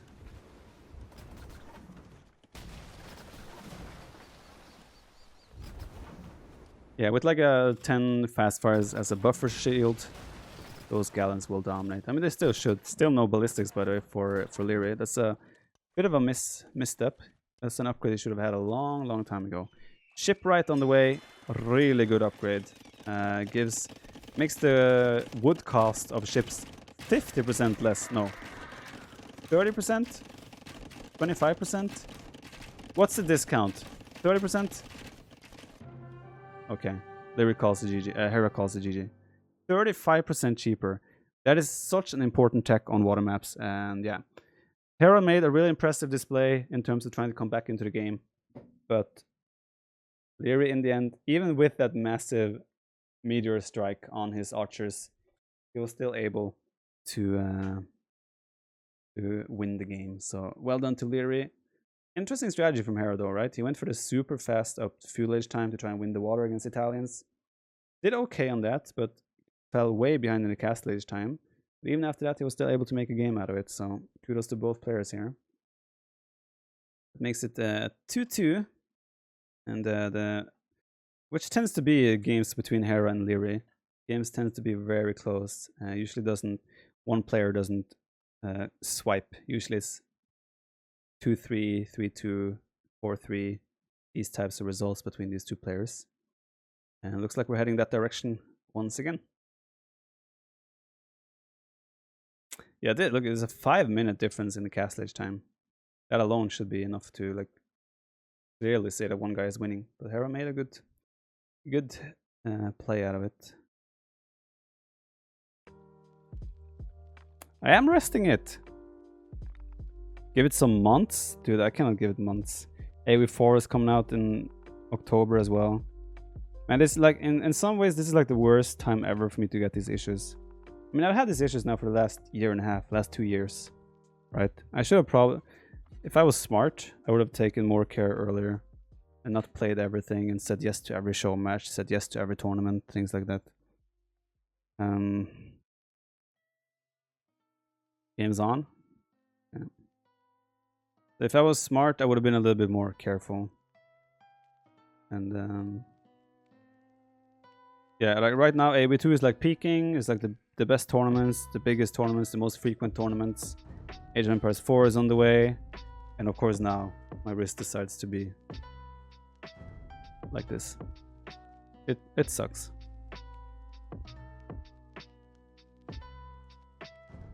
That's the issue though. Like my concern is that,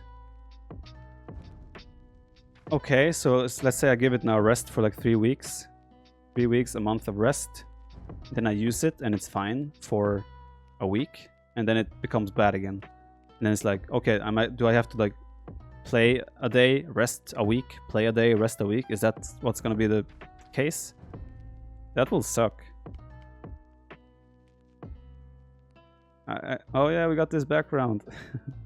I don't want to end up in a situation where I'm like, play a month, like where I have to take a month rest every time I'm playing something big. That's gonna, kind of sucks. Oh, Hera uses Vikings here, so he wants to use Mayans and Golden Swamp. Interesting.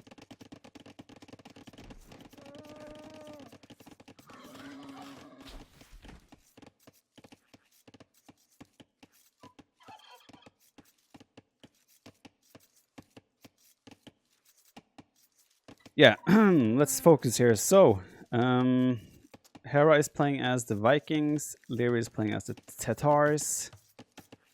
Tatars, naturally very good civilization. Your sheep will last 50% longer. Oh yeah, pretty much have 50% 50 more food on each sheep, kind of.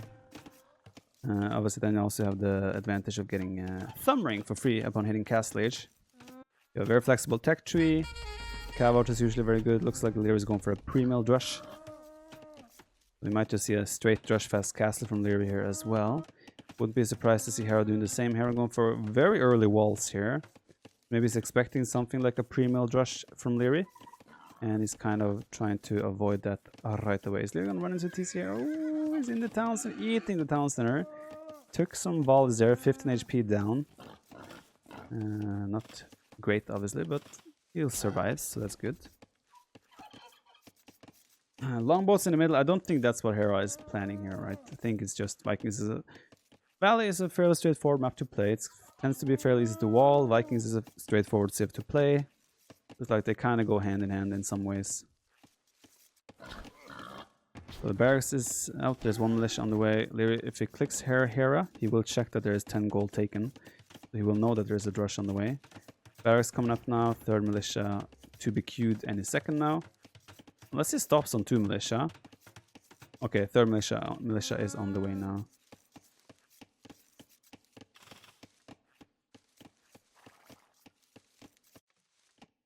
There's no hole here, is there? Shouldn't be, right? No hole there. I think Hera is fairly safe. The left side is still open, but everything on the right side should be closed. Gate there, trying to send it. Oh, nice gate by Hera there. Sending the scout into the town center. Well done. Barracks is coming up, though. The militia going to the right side still. Is there a hole somewhere on the right side? I don't think so, right? No, it shouldn't be. If the militia were going straight up, he would have potentially been able to deny the barracks. But yeah, barracks is up. Hera might make defensive militia in answer. He queued up one militia, then he cancelled it. I think he changed his mind and rather wants to go to the fuel age. Yeah, that seems to be the case. So fuel age coming in for Hera here. So he needs to do some quick balls here. Does get them down. So well done. Oh no, he did not. There is still a hole, and there is loom fortunately for Hera. Oh, in the end, Leary kind of got separated. One militia is separated and stuck on the other side. And he's going to be walled inside as well. So Hera with showcasing some nice quick walls here. Stay on the right side too. And the Drush from Leary won't... Ooh, it failed a little bit again here. So a little bit of a bloopsy oopsie from Hera there. One villager might go down here if Leary commits. And he does. So the villager will go down. But that's what he's going to trade the Drush off for. Some idle time and a villager. He also wastes his scout on that. And behind this, Leary is still completely open. So he's going to have to decide and commit on finishing those walls if he wants to do the full Drush fast castle. Because Hera, militia production has begun.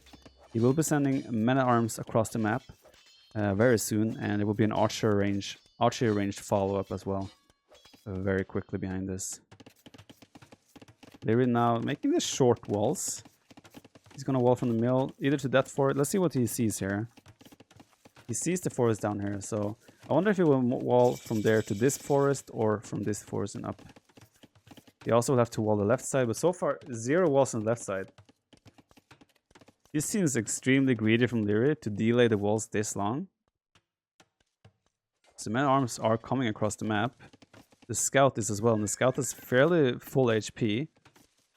So this scout should be able to deny the walling on the left side. I think Leary delayed the walls way too long. But luckily for Leary, the scout is going towards the right side. Or it was going towards the right side. Still is. And Leary has 3 villagers walling now on the right side. Like, this could have been prematurely walled, but he's kind of rather doing the desperate rush the walls just in time approach. Looks like it's working out for him though, and the left side as well. Even though he was extremely greedy here, looks like he will get away with it. It also seems to be a fast castle play from Leary, so I'll probably drop a range blacksmith and play from there. Hera on the other side, dropping a range now. He hasn't done any eco upgrades yet, so his eco doesn't look that great, honestly. Can you please tell who will go to the damn hell and who will come back from the damn hell this game? I'm gonna stop making predictions because I'm apparently part of the caster curse. I feel like there might be too many builds on gold for the time being. He's not going to have the greatest eco here. Blacksmith, archer range coming up. Not even sure if he will have enough. Like, Leary won't be able to click up here. He does not have the economy to click to the castle age. This is a bit of a mismanagement of economy. Doing another farm now. Yeah, I think this is not going to be a good rush past castle from Leary. He's going to have to produce another couple of villages before he can click up. So, yeah, I'm not too sure about this. Still going to get a good castle age time by any means. But it's not smooth. Can you even get away with that? What do you mean? Where's the total domination then? Not on this channel, I'll tell you that.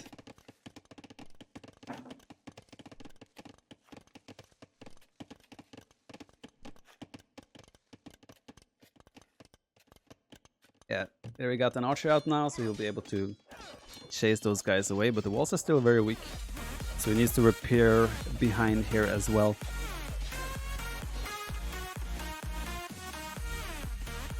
Feed me Hobo, thank you very much for the 5 gifted subs to the channel. Very, very kind. Gifting a lot. You've gifted 161 subs to the channel. Holy smokes. That is a lot of gifted subs, Feed me Hobo. Thank you so much. Libya has now finally clicked up. It's going to be a 17.5 minutes castle age time. With Tatters, you kind of expect that to be a little bit better. So, ooh, that wall got really low. Not the smoothest of games from Leary's end, but still it's going to be a good castle age time. It's going to have a time window to do a lot of damage. And Leary obviously has fantastic archer micro. And he will be getting Thumb Ring for free as well. So, a lot of potential there. A lot of potential there. Arrow behind this, kind of house walling everything. He doesn't want to have any weak spots where crossbows can break in super fast. Keep in mind that Tatters also have the hill advantage bonus, where you do extra damage from a hill position. But looking at Hera's map, the only locations would be here and here. But this is inside of the walls of Hera, so this should be the only location where you can really use that advantage. But yeah, still unlikely to see that come into play too much, at least around Hera's base. Still no fletching. No, fletching is in for Leary. I think this is the time where Leary deletes the wall and moves out. But he's also playing safe. You might want to not risk it, because there's a chance Hera was sitting outside her with army. Hera is trying to get to the castle age as soon as possible himself. He's about to click up as Leary hits castle age. Leary playing safe as well. Kind of just circling back a little bit. Yeah, this is the time where you move out. You have Thumb Ring now. You want to get the crossbow upgrade. You want to get Bodkin Arrow as soon as possible as well. But yeah, Food Eco is not really there yet. So Bodkin Arrow will have to wait a little bit. But yeah, he's moving across the map. Let's see, is there any weak spot? I mean, this is still a weak spot for Hera. These two palisades would go down quite fast. And issue for Hera is the numbers. He's doing what Leary did in the first game, which is not making any units and rather going for the skirm defense. The difference here is that Leary hit castle age at 1830. Hera pretty much clicked up at 1830. But yeah, Leary is going to the place where Hera is kind of defended. So there's not going to be too much damage to be found here for Leary. So yeah, Hera committing on the skirmisher defense here. Second TC coming in from Leary, so he's taking the eco approach behind this. Compared to the first game as well, we had Hera going full 1 TC after the Drushfast Castle. Leary is adding economy behind this. And also, instead of Bodkin Arrow, Leary is doing Bowsaw. So there's definitely some economy focus behind this. But yeah, look, these palisade walls, if there was Bodkin Arrow here, these would have gone down really fast. But yeah, they're going for the more safer economy approach. And rather focusing on that than committing heavily on the aggression. But if he had Bodkin Arrow, he would have had a lot of potential for damage here. I'm a bit surprised that he didn't do Bodkin Arrow, honestly. He has so many crossbows out. 12 crossbows. Could have done so much work here. I also think Hera should not be out here. These are Thumb Ring crossbows.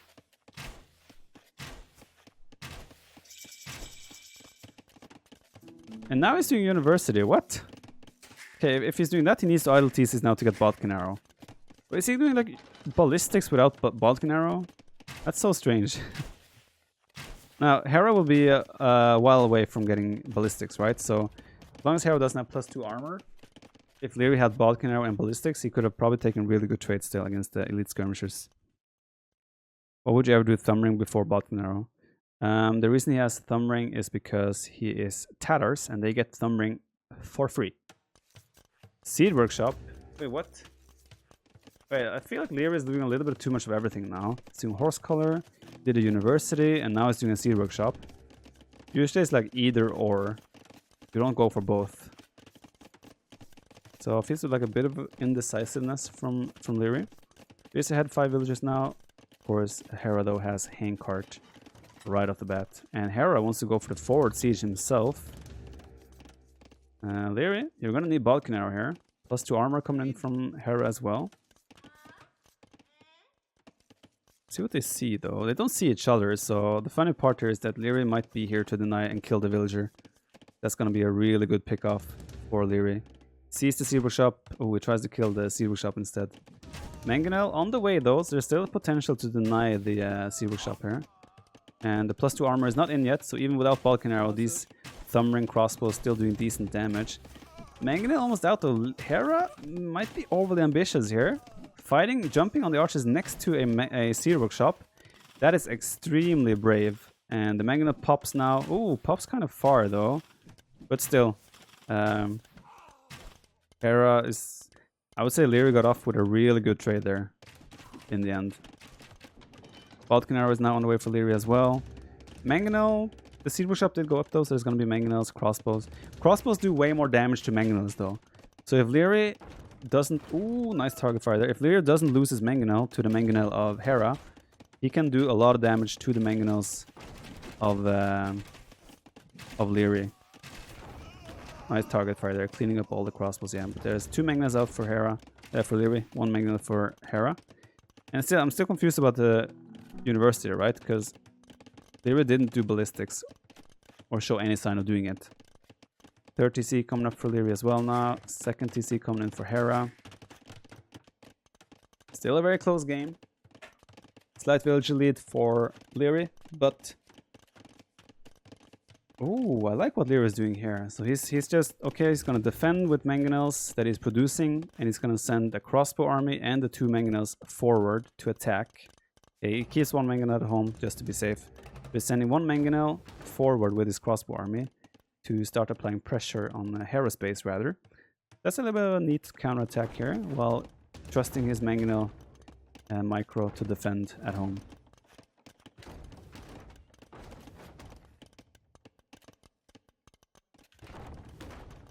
No ballistics for either player. Yes, yet again. Yeah, I'm still confused. Ooh, decent shot there for Leary. Still a little bit confused about Leary investing into the university. Oh, is he diving in here? I don't think there is any damage to be done here, though. There's a TC on the top side. There's no villagers on gold. And Hera has skirmishers. However, if the Mangonel joins the fray, suddenly there's a lot of potential for damage here. He went to the hill as well. Nice use of the Tatar hill bonus. The Mangonel is a little bit out of position. Doesn't really join the fight. They are, of course, microing here. 1-for-1 trade. Oh, Leary got 2 Mangonels for 1. So, and also some skirmishers have died here. So, good trades for Leary, all things considered. 5 villager advantage. Still using the hill. He should snipe villagers here. He can one-shot villagers with the hill advantage here. Bit of a mistake from Hera sending those vills out. But yeah, still no ballistics. So, the damage is still going to be limited. Very, very close game still. +2 armor for Leary. Stable in the back. 2 stables. He has 6 knights out already. I didn't catch that.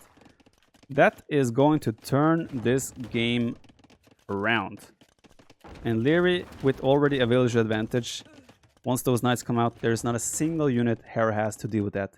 Honestly, Leary, at this point, you don't even trade Mangonels, right? You wait for those knights to clean up everything. Hera's gonna get caught really off guard by that, and he's gonna have to make a switch to crossbows himself, maybe pikemen. Hera has 1200 wood in the bank. Macro is slipping big time for Hera right now. Probably the amount of pressure he's trying to put on is definitely hurting his macro here. And the issue for him is that the pressure is going to be shut down now. 4 knights from the left side with +2 bloodlines is about to come in. 3 knights on the right side about to pick up those mangonels. Nice dodges of the mangonel shots as well. Beautiful cleanup here coming in from Leary, as Hera is about to lose his whole aggression and everything he had going for him forward. And Hera, what do you do now? You're suddenly down to 6 skirmishers. No mangonel, no pressure. You're behind the villagers. And there we go. As I said, the archer production has started. He needs a way to counter knights, and this way is to drop a monastery, get some monks out, and doing the crossbows himself. The issue for him is that Leary now has stabilized complete and can just proceed with his smooth boom behind this and transition to whatever he wants. He can transition into cav archers, he can transition into skirmishers, even like think about Keshik maybe. Could even continue with crossbow production if he wanted to. But Hera will spend the rest of Castle Age inside his base. Vikings are overrated in non-water maps. Disagreed.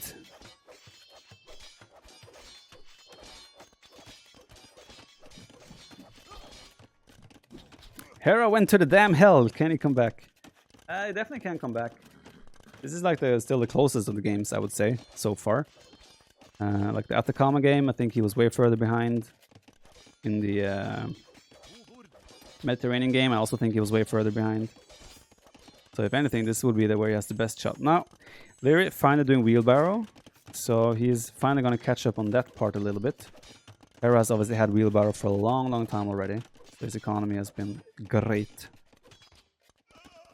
Yeah, Knight Mangonel pressure now. Monks cannot convert to Mangonels. So yeah, this is going to be some tough pressure for Hera to deal with. He still doesn't have crossbow. It's almost done. Hera now dropping barracks, extra barracks, and doing the pikeman upgrade. He realized that he's going to need more to deal with this.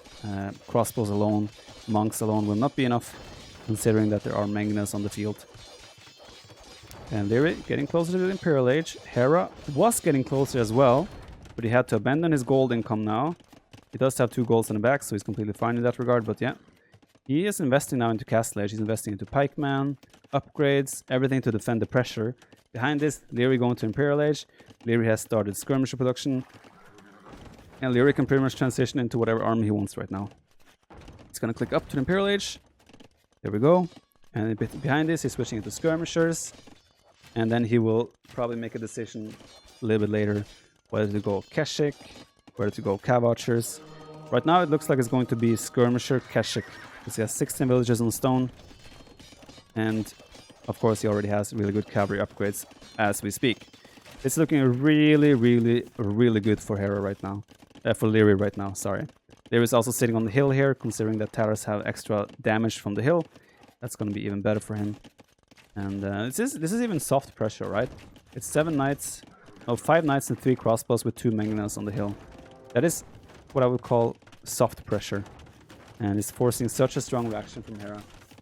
And like I said, behind this, transition to the Imperial Age. Very, very promising for Leary. I curse him now, Hera's gonna win. Might be.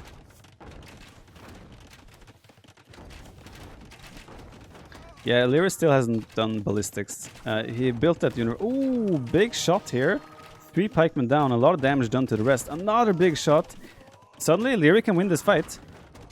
He needs to kill the monks. If he gets the monks, he will win the fight. But yeah, so far, the monks are getting too close. Ooh, big shot there. 1 conversion happens, but the rest of the monks go down. And even now, Leary is getting a fantastic trade, considering that he's on the way to Imperial Age. He should be very, very happy with the damage this did. Hera clicking up behind this as well. They have the same villager count. But there's going to be that 2.5 minutes of earlier Imperial Age for Leary.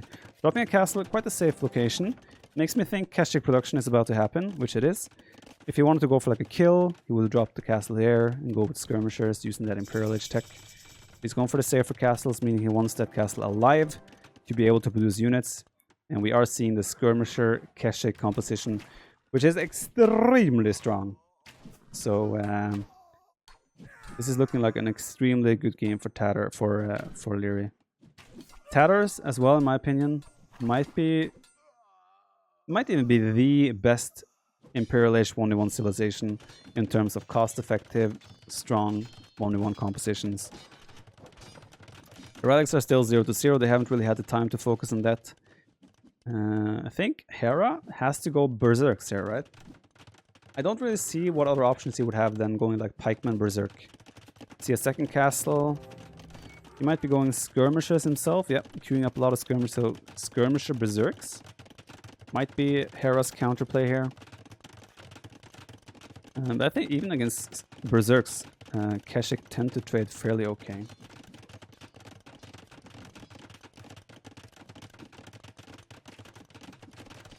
Hill bonus does not increase if you're further up on the hill, no. You have the same hill bonus or hill damage bonus no matter how far up you are on a hill. So it never increases the further up you go. Third castle about to come in from Leary as well. He's looking really good. He needs some trebuchets here to start applying the pressure. But after that... still no ballistics, by the way. Hera is doing ballistics, however. So we'll see ballistics there. Big hills don't really matter. Well, big hills still matter because it's harder for the opponent to get the hill back, right?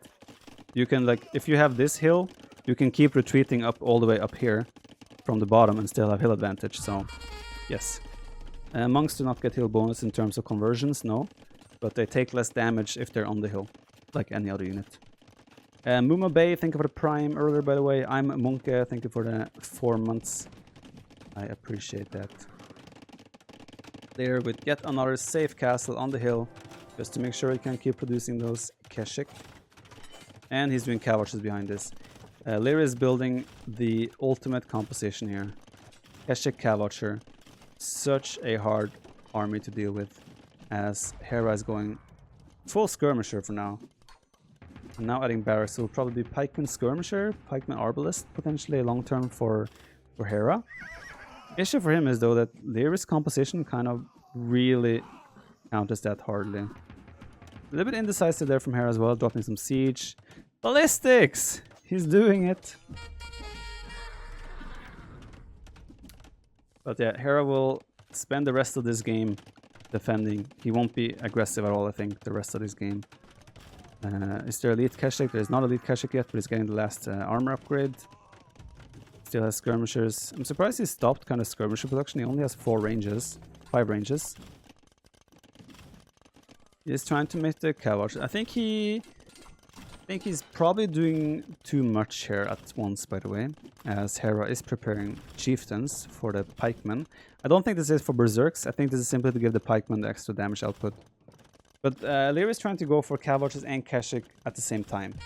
I think he should have gone Elite Keshik and then Elite Keshik Skirmisher and then switch into Cavalries. Oh, perfect time on the castle is 85%. Hera should get this up still. Yeah, he should get it up. But still, a couple of villages down, obviously very good for Lyri. Might even stick around and try to do a lot of damage to the castle, because Hera doesn't really have the army to deal with this yet. Elite Keshik is in as well now. Attack upgrade. Lyri is just doing all the long-term upgrades now as well. Masonry.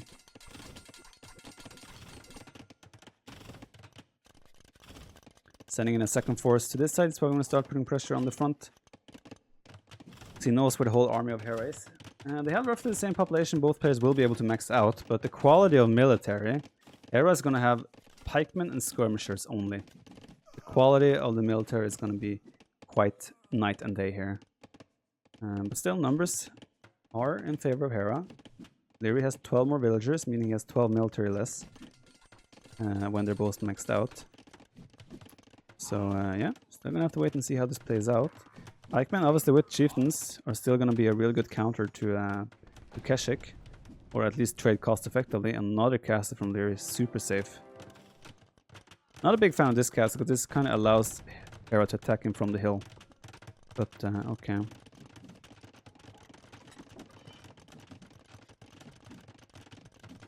Thumb ring, cap ram, two-handed saw, two-man saw. Yeah, for those mentioning, like, asking about berserks, the issue with berserks is their elite upgrade is very expensive. If you want the extra regeneration as well, that's also a very expensive upgrade, and it's expensive. So you're kind of burning all your gold to make 1 or 2 Berserker armies then. And the question is if that really is worth it. Keep in mind, Keshik also generate gold upon fighting. There's a bit of an awkward engagement from Lyris so far. There's 32 pikemen here though, so these pikemen... If those pikemen get cleaned up, this fight is suddenly a steamroll for Lyri. But yeah, pikemen doing a good job against the Keshik here. Yeah, maybe Keshik was not the right choice by Lyri in the end. At least not considering how long it took for them to start fighting. Maybe Hussar, Skirmisher, Cav Archer would have been the better play. At least I think so, because the Keshik... There's not too many pikemen left right now. That is obviously good for him. But the pikemen are trading very effectively against the Keshik. And yes, I agree. That was a bit of a weird fight for Lyri. You don't really want to fight with cavalry against pikemen like that. But still, he gets out ahead on top here. Obviously, Hera will have to reproduce all those pikemen. And there's still plenty of Keshik on the map. Trebuchets as well could get 19 range if he gets all the upgrades.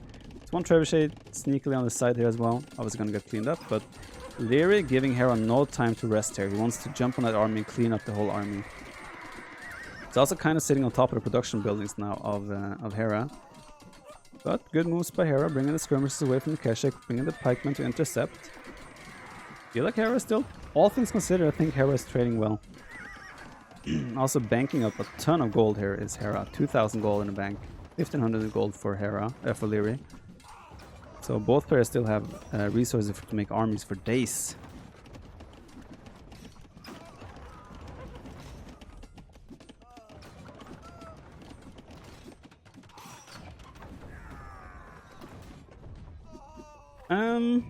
I'm thinking Lyri could have played Skirmisher Hussar, he's doing light cav now, and then waited to spend gold, right? If you go Skirmisher Hussar, and then you can after that decide, okay, I'll spend gold on Siege Ram, I'll spend gold on Cav Archers, maybe Keshik if it makes sense. Going straight for the Keshik may have been too greedy and ambitious for Lyri. He's still obviously in a very, very good position. But there is a chance Hussar would have been a better start. Nice pickoff here, a nice raid with those 5 Cav Archers. How many Keshik do we have? We have 30 Keshik here, but there's also 45 pikemen. This will never be a good fight for Lyri. I don't know why he's taking this fight. Like, even if he wins this fight in the end, the pikemen are still going to get efficient trades. Siege Ram is in as well. And yeah, like, Lyri will win this fight. But maybe it is still good for him, because he gets sort of a snowball going. But Hera only spends food and wood on this fight, right? Of course, the Ram still costs gold. But Lyri is slowly running out of gold. Keep in mind, Keshik do generate gold themselves. Vikings do not get Halberdier, no. But you can see the Keshik numbers always kind of disappear. And then they kind of both max out again. So I feel like cost effectiveness is probably in favor of Hera in these engagements, considering that he's not spending gold. But Lyri is still gaining ground with these fights. So I guess he feels comfortable still taking these fights.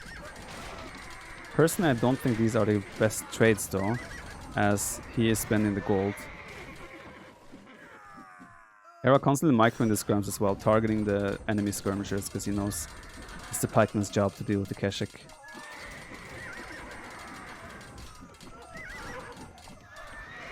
I would have loved if there was a number that shows how much gold is generated by Keshik. That would have been awesome to see how much gold they actually recuperate. There we go, Keshik numbers not that great anymore. And now it's just skirmisher against skirmisher. Both have full upgrades on the skirms, so they trade 100% equally in terms of stats. Hussar is coming in though. Again, Lyri obviously has the map control, he has the mobility, he can do Siege Ram. His Hussar can start raiding. He still has a better situation for long term as well. But Hera has over 2,000 gold in the bank still, and he can decide to switch into gold units anytime he wishes. Need more trebs? I think Siege Ram. I think Lyri, if Lyri mixed in his own Siege Ram here, the pikemen would spend a lot of time hitting Siege Ram. So I think that's been the main thing missing from Lyri's composition here. There was also 10 Siege Ram coming here. I think then Lyri steamrolls. Now Lyri is still winning the trades and taking good fights.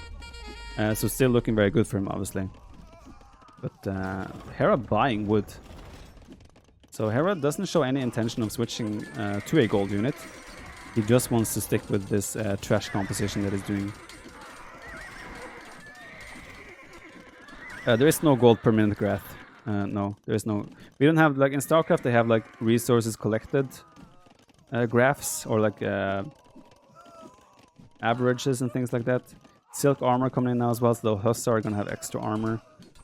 We don't have that in Age of Empires, unfortunately. Yeah, it feels like really Leary is just slowly grinding his way towards more and more map control. Ooh. If Leary spots this immediately, those Captain could have destroyed the castle with just 2 hits. Oh, he goes! So castle, 600 HP, 700, looks like it's still fine. Keshik are moving, making their way over though, they're still just kind of trading in the middle. The Keshik are again out, there's no more Keshik. The gold for Leary is kind of gone. And this is the point where, like, Leary, did you invest too much gold in those Keshik? Because you cannot afford much more gold units long term. This castle might go down as fast as it went up. So that's a little bit of an unfortunate castle location for Hera. Then we finally see some Berserks coming in here. It's not Elite though, so they're not going to trade that great. Elite would give them 5 more attack, at least. And Hera resigns. A little bit anticlimactic, but he's down. He's getting raided all over as well now. If you look at his base, you can see there are Hussar now with silk armor, and they have extra pierce armor all over the base, idling the food economy. And yeah, they're just using the mobility. He's trading kind of nice through the center, and then using the mobility in the end to just pull him apart. And they're pushing the side here as well, taking on the castle. Gonna idle the pretty much the only safe wood income. Well, not the only safe wood income, but solid amount of wood income from Hera as well. So very well done to Leary. I think he just kind of took a lead early on, and especially the night switch is kind of where the whole thing turned around. It is very rare that you see a player being so aggressive with just skirmishers and Mangonel, right? It's so hard countered by a couple of knights that it's such a risky, aggressive play. And yeah, Leary punished that way better. Yeah, Hera as well. Kind of the macro was slipping a little bit. He had like 1200 wood at some point in the bank. And that's obviously not something you want. KD better for Leary in the end, way better. Economy, more wood for Hera, more wood for Leary. Golden Stone also in favor of Leary here. Leary up 3-2, so Hera will have to make a back-to-back victories now in order to become the champion of the Collection Cup. Let me think. So Leary, Red Bull 2, Leary beat Hera. Red Bull 4, Leary beat Hera. Hidden Cup, Hera beat Leary. When else have they? What else have they played? They played quite a few times now. I think they're kind of trading equally, but I feel like Leary won in King of the Desert. I think Leary might have a slight edge, but generally they are trading quite. I mean, but every set is like it's a 1 game difference, right? Red Bull 3 as well, not the finals, yeah, indeed. But it's like it's 3-2, 3-2, 4-3, 4-3. Always just 1 game difference. So historically speaking, it's Hera who wins the next game. But yeah, we'll see. I'm not sure Dabba DTM. I have no idea, honestly, where the Keshik stat goes. Okay, 3rd time's the charm. So we did catch that Leary is losing his scout. He has found all his resources, I think. Yeah, he has. So when he loses his scout, the town center. That was a great start then for Hera. Hera also tried to kill a villager there. There we go. Scout is dead. So it's a drush from Leary with Malay here. Interesting. Hera is also drushing, so both players are drushing here on Golden Swamp. Dock coming up. So there's a drush into dock. No fishing ship. Okay, there's the first fishing ship. Leary on the other hand has not done a dock. Killing all the deer or the ibex with his villagers. Make sure he can take those without Hera being able to lame them. He also got some good couple of hits there on the militia, but he still has low HP militia himself, so he's probably still not favored when it comes to that fight. Even 2 lumber camps from Lear, so he's going double lumber camp and no sign of a dock yet. I'll be curious to see where they take it from here. Hera nicely setting up his whole base, walling everything, going for a second lumber camp himself. And about to click up to the fuel age. He has 2 fishing ships, so that's definitely a nice boost. Maybe we could trap this army now by walling here and just like a house or 2 houses there as well. These militias should die now. Like Hera might be committing. They're responding fast though. He needs to try and escape with the villager. He does. And now the militia are in. And this is where Leary could trap the army, right? And he does so. Nicely done. Probably should use this villager to help fight, and then he should win the fight. Careful with the villager though, low HP one. Probably make a quick wall here and here. There we go. And now Hera has no escape. But Hera is keeping a villager idle by doing this. And he could destroy the gate as well, potentially. Yeah, but still, 1 villager idle the whole time. That is certainly annoying. And even behind this is sort of trading okay. So Hera is getting great value from this. Okay, so you can do the math on the Kesha gold. That's cool. Yeah, still, that was very good value for Hera's Drush. What's curious now is, obviously, Hera has to fish. That's why it shows he has more villagers. But he has 30 to 29. He didn't have to do it, chats. No. Thank you. Sorry, guys. Important stuff arrived. Strawberry cake. But I will delay that a little bit so we don't miss anything important in the game. Hera has the fish, so he has a little bit of an equal lead like that. It looks like both players are thinking about Castle Age, right? 600 food in the bank for pretty much both players. But yeah, Hera, considering that he added the fish behind, I think he has gotten off to a really good start. Leary now going for the ambitious walls. Range coming up for him. Range coming up for Hera. So pretty much a mirror matchup at this point. Just Hera with the 3 fishing ships. Going to have a little bit of an economy boost.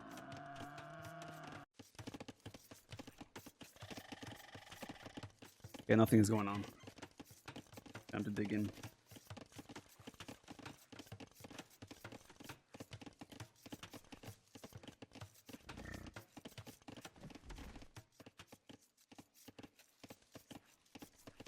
Co-casted with Jordan just the other day. Or Jordan was casting with me, rather. So, it happens for sure.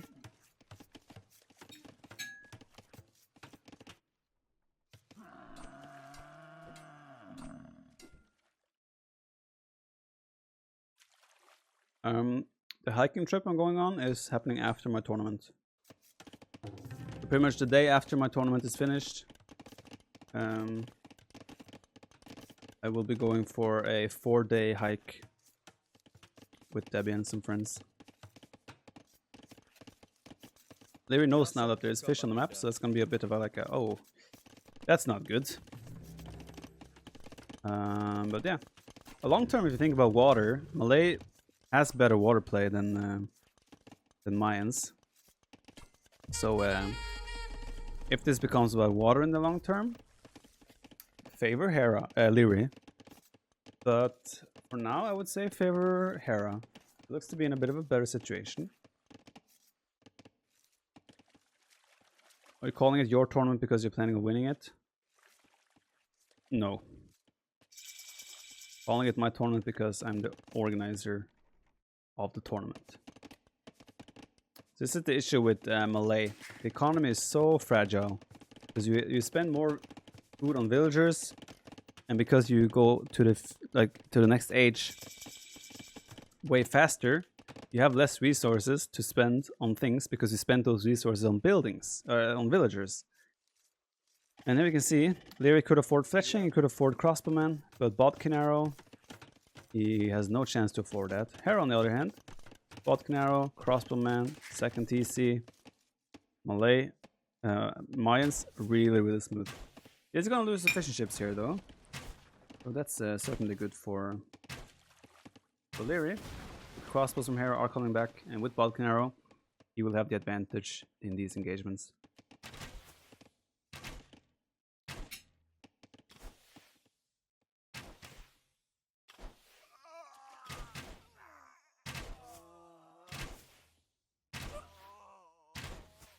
Trading quite equal, but Bodkin arrow is showing off in the end, and Hera off to a great start.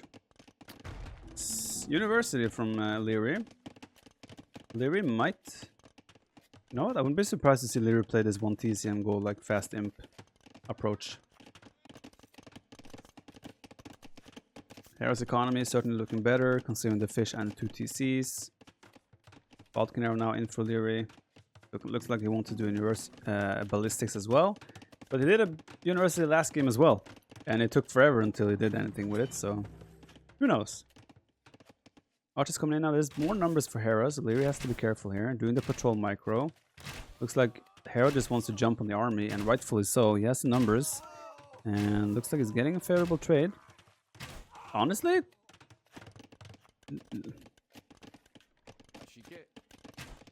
I don't want to call it early, but it's looking really, really rough for Leary right now.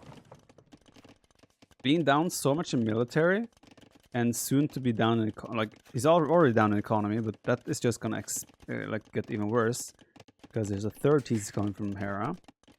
Obviously, Leary doesn't know this, but like from a bird perspective, this is looking pretty damn rough. I'm not even sure if you will have the army to defend this. There's 11 crossbows, and he jumps out on this side. This is the reason he did this is he knows his army will die, but he's doing it purely to buy time to make the walls happen. So when you have to do these things, that's when you know you're in a really desperate spot. And Leary again still on 1 town center, doesn't have bow saw, doesn't have horse collar. He's yeah, I don't know. It's Hera is so far ahead right now.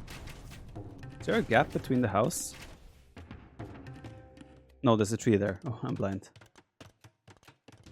So, Leary again, doing the university, not using it, and then going for the seed workshop.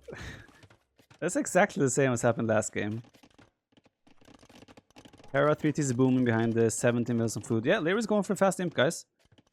He's going for the fast imp. That's kind of what I was predicting. We'll see if he can get away with it. I mean, he's only 7 bills behind.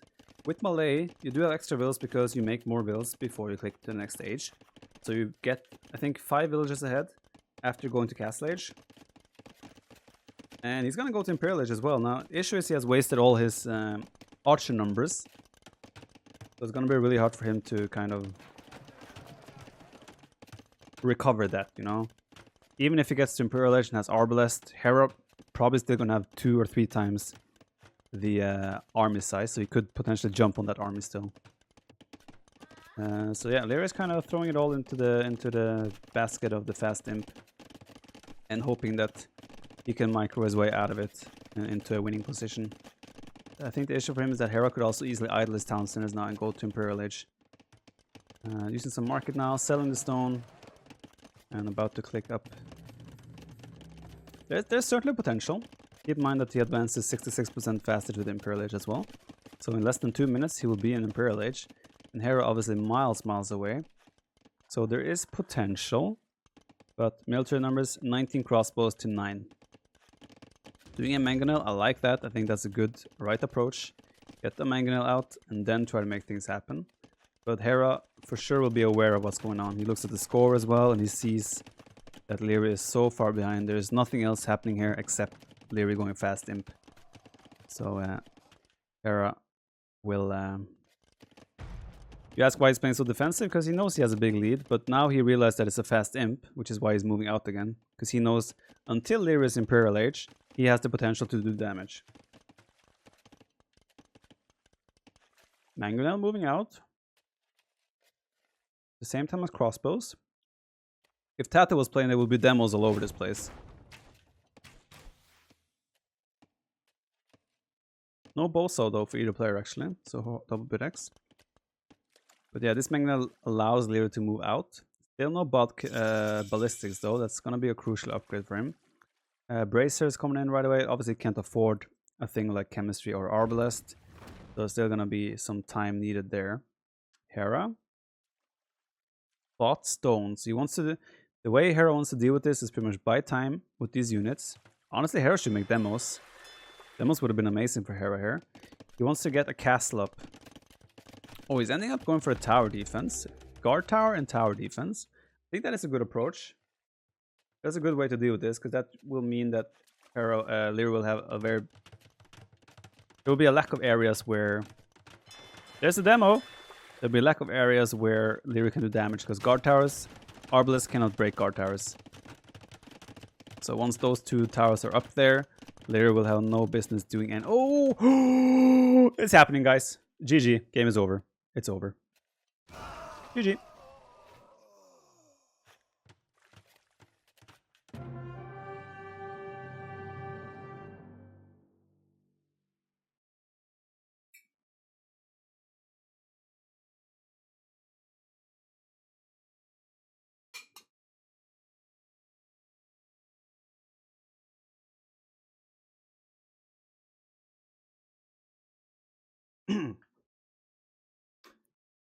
Well, alright then.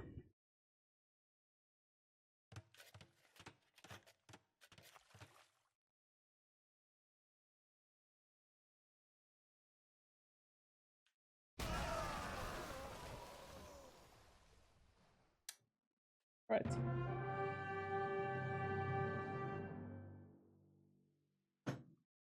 To be fair, I do not understand what, like... Obviously, Lyra is in a desperate spot, but you don't walk next to a dock like that. You just... You don't. And Hera as well, nicely done here, circumventing the army and picking up reinforcements. So very well played by Hera. Kind of took the advantage even from the Dark Age and just carried it through to the end. Don't think there's too much to see in the stats. KD, quite nice for Hera, obviously. Economy better in every aspect except gold. Yeah, it's not really too much to see. Brings us to a 3-3 and another Game 7 between these two guys in sets between them. Game has started. Serengeti. We have Franks against Japanese, as we said. Let's get into it. Have you tried ergonomic mouse?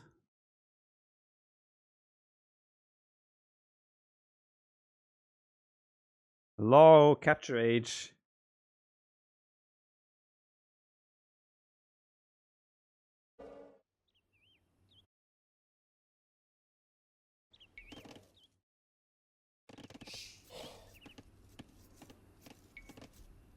Okay, we are live. Capture age is finally working. And there we go. Final game, deciding game between Lyra and Hera. Lyra again switching up the color. So we'll put him as red. Serengeti map, generally speaking, very open map. There's only one elephant. There's a couple of zebra, a couple of ostriches, and woodlines in particular tend to be very, very awkward. So he walked around here inside to the pocket to make a lumber camp. That's interesting. It is a very good lumber camp though, so he should be happy with that. Franks against Japanese. Barracks already for Hera. So Hera's going for a really early barracks. Make a drush and send that over right away. And woodlands, these types of... Oh, he already walls up. Doesn't want to face the scout of Hera there. This means the militia might not have access either. But those trees will probably be chopped quite soon as well. Nice back berries though, easy to wall as well. With the Franks having the berry bonus, he's gonna lure some ostriches as the militia are on the way for Hera here. Who did the Viper lose to in this tournament? I didn't play the tournament. I was in it, but I had to forfeit because of my wrist. So I didn't really play. So Lan beat Jordan, and then he faced me. I had to forfeit. Then Lan beat Villes, and then he was supposed to face Hera. And then Lan had to forfeit. So our side of the bracket was a little bit unfortunate in that regard. When will you be back playing? 100% for the Open Classic, which is in 12 days. For that, I cannot say. I mean, I will play with my left hand, right? The lefty, you know. But righty, I don't know yet. Militia are moving across the map now. Spent 40 minutes trying to decide which pizza to order. Now I'm just cooking at home because I just couldn't decide. Feels pizza, man. So what Leary has to be careful with now is when this tree runs out, there's only 40 wood left on both those trees. He has to make sure he doesn't overchop there. Also walling in there, so he knows the drush is coming in. He can probably tell from the score. And the berries are nicely walled in now. So yeah, they're making all the precautions, taking all the precautions he has to. He needs to wall here as well. I'm not sure if this might make that one villager idle a little bit.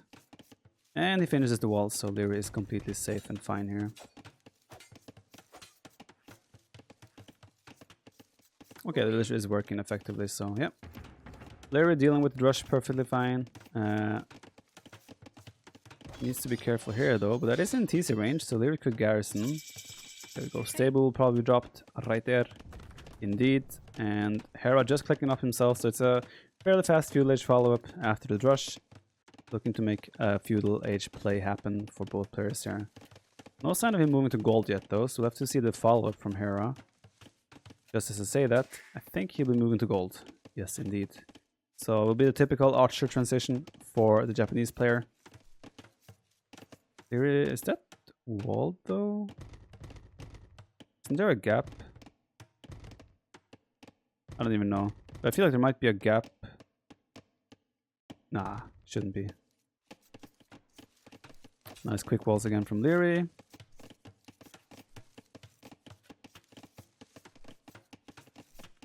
Getting those scouts out on the field. He's housed now though, so it's a bit of an awkward time to be housed for Leary.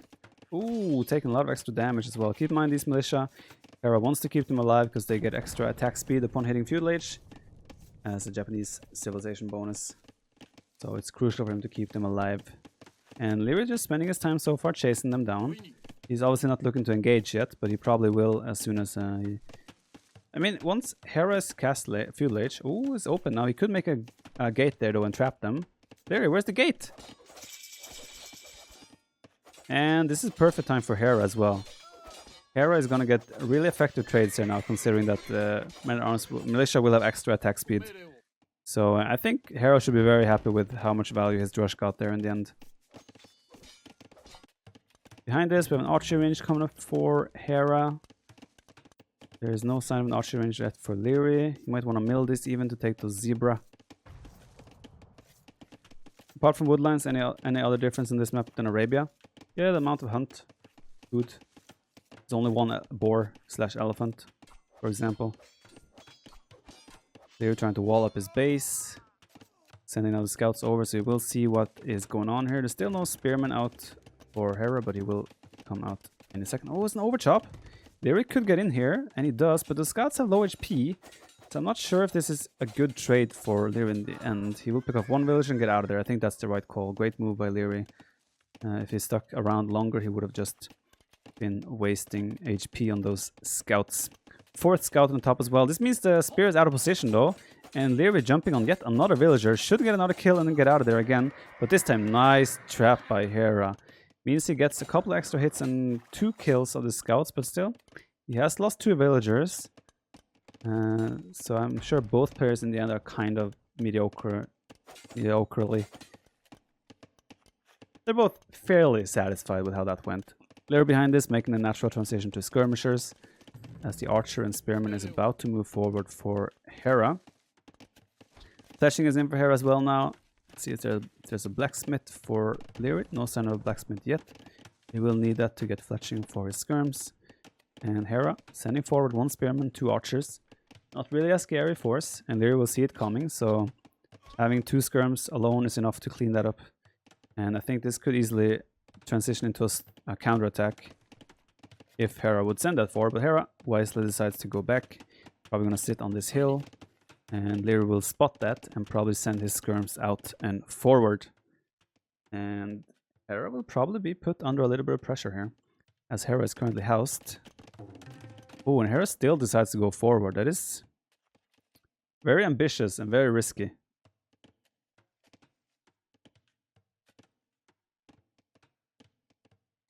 Mediocrely satisfied. Yes, that's the word I was going for. No fletching in for Leary though. He should probably get that ASAP, because once he has fletching, he can start taking really good trades against this very mediocre army of Hera. He's going all the way around because he's expecting Hera to be sneaking his army around. He still doesn't know where those units from Hera are. He will see them now though with the scouts. And finally be aware. Flashing coming in now for Leary. Looking at the food though, Leary has more villagers on food, but Hera has more food in the bank, so Castle Age trajectory looks about the same for both players. I'm curious about the follow-up though. Cav Archers, as I said, is an option. But for now, with the Archer production being kept up, I think Crossbow will make the most natural transition for Hera. Hera still forward with this little tiny army here, but it's very unlikely that this army can do anything. Leary, on the other hand, going forward with his army. Now this is a low HP palisade and it's downhill. So if Leary brings the skirms across, it's open. Does Leary know? Leary knows it's open. He's just waiting. Hera doesn't know it's open. This is a disaster for Hera. 4 scouts and skirmishers into his woodland just like this. This is what's the issue with this map, guys. The map, 1 villager down, should be 2 villagers down. 2 villagers down indeed. This is the issue with the map. It's so easy to have holes in the woodlands and suddenly there's a lot of army inside your base, and these are all counter units. The archers do not trade well against this. So Leary could sit here and just make a lot of damage happen with just a few skirmishes and a few scouts. Not a big investment, and behind this, he can transition into the castle edge. He has a 3 villager advantage right now. He has killed 4 villagers and lost 0 himself. But for some reason, he's not really committing in here. To me, it probably would have made sense to just stay inside and be active. This is an army you could have also easily picked up. This is such a risky move by Hera to just pass the skirms like this. But yeah, Leary wants to go and put pressure on the gold instead. Probably the right decision, as Hera could also click to the castle age now, but his TC is idle for now. Yeah, finally clicks up. And I must say, I really prefer Leary's situation going into the next age right now. There is no wheelbarrow for either player, but Leary obviously has horse color. Hera never did horse color. And he has the counter units, he has the aggression going on right now. And he's faster to the castle age. So it's looking very, very good for Leary right now. But still, anyone's game to win at the moment. Let's see if Leary has a second stable, so Leary wants to commit heavy on those knights. Leary doesn't have the +1 armor on the skirms, so these archers can still trade well, but yeah, Leary with great micro, picking up 2 archers. And yeah, still being annoying on the gold, as we see a stable coming up for Hera. Might want to mix in 1 knight. This could also be a transition towards cav archers long term, but probably not. And again, Leary being a bit greedy with the fact that he's not doing the armor upgrade, but as long as he doesn't get hit, it doesn't matter, obviously. And yeah, obviously this is super annoying for Hera on the gold. That the idle time is being caused. Not only idle time, all these villagers are losing a little bit of HP, and eventually they'll be low enough to the point where they might even die.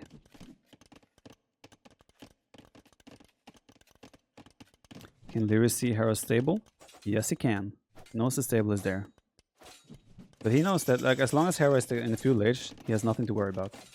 +2 armor immediately for Leary. Second TC immediate. Nice position here with some nice wood and the gold.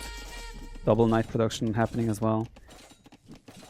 No sign of elite skirmishers or Balkan arrow though. So it will be knights against crossbows, and the numbers of Hera are quite scary though. 17 archers. They will become crossbows obviously with Balkan arrow. And suddenly you're going to need 8, 10, 12 knights to finally deal with these crossbow numbers.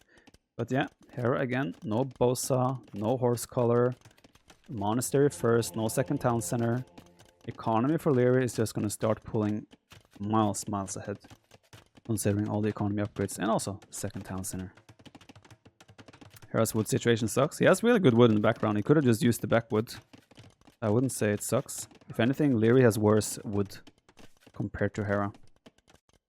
But it sucks when you're on the defensive on this map at all times, pretty much. Would it be terrible to just wall all the way around those open trees? It would look ugly. But it's an option for sure. Yeah, we'll see how Hera decides to approach this now. He has not shown any signs of adding a town center. Gold mining just coming in now. There's no sign of double like bowsaw either. Rather, I think it's more likely that we see University to get ballistics. And Leary knows he has a huge... He already has 8 knights out. Leary is looking fantastic here. 9 knights, a couple of skirmishers, some scouts with +2 armor. 10 knights, sorry. I think, yeah, Hera's in a situation where he has to do damage. But Hera is also in a situation where his army is not big enough to do damage. So he needs to wait for a couple of monks and give himself the opportunity to get a feel on what he can do.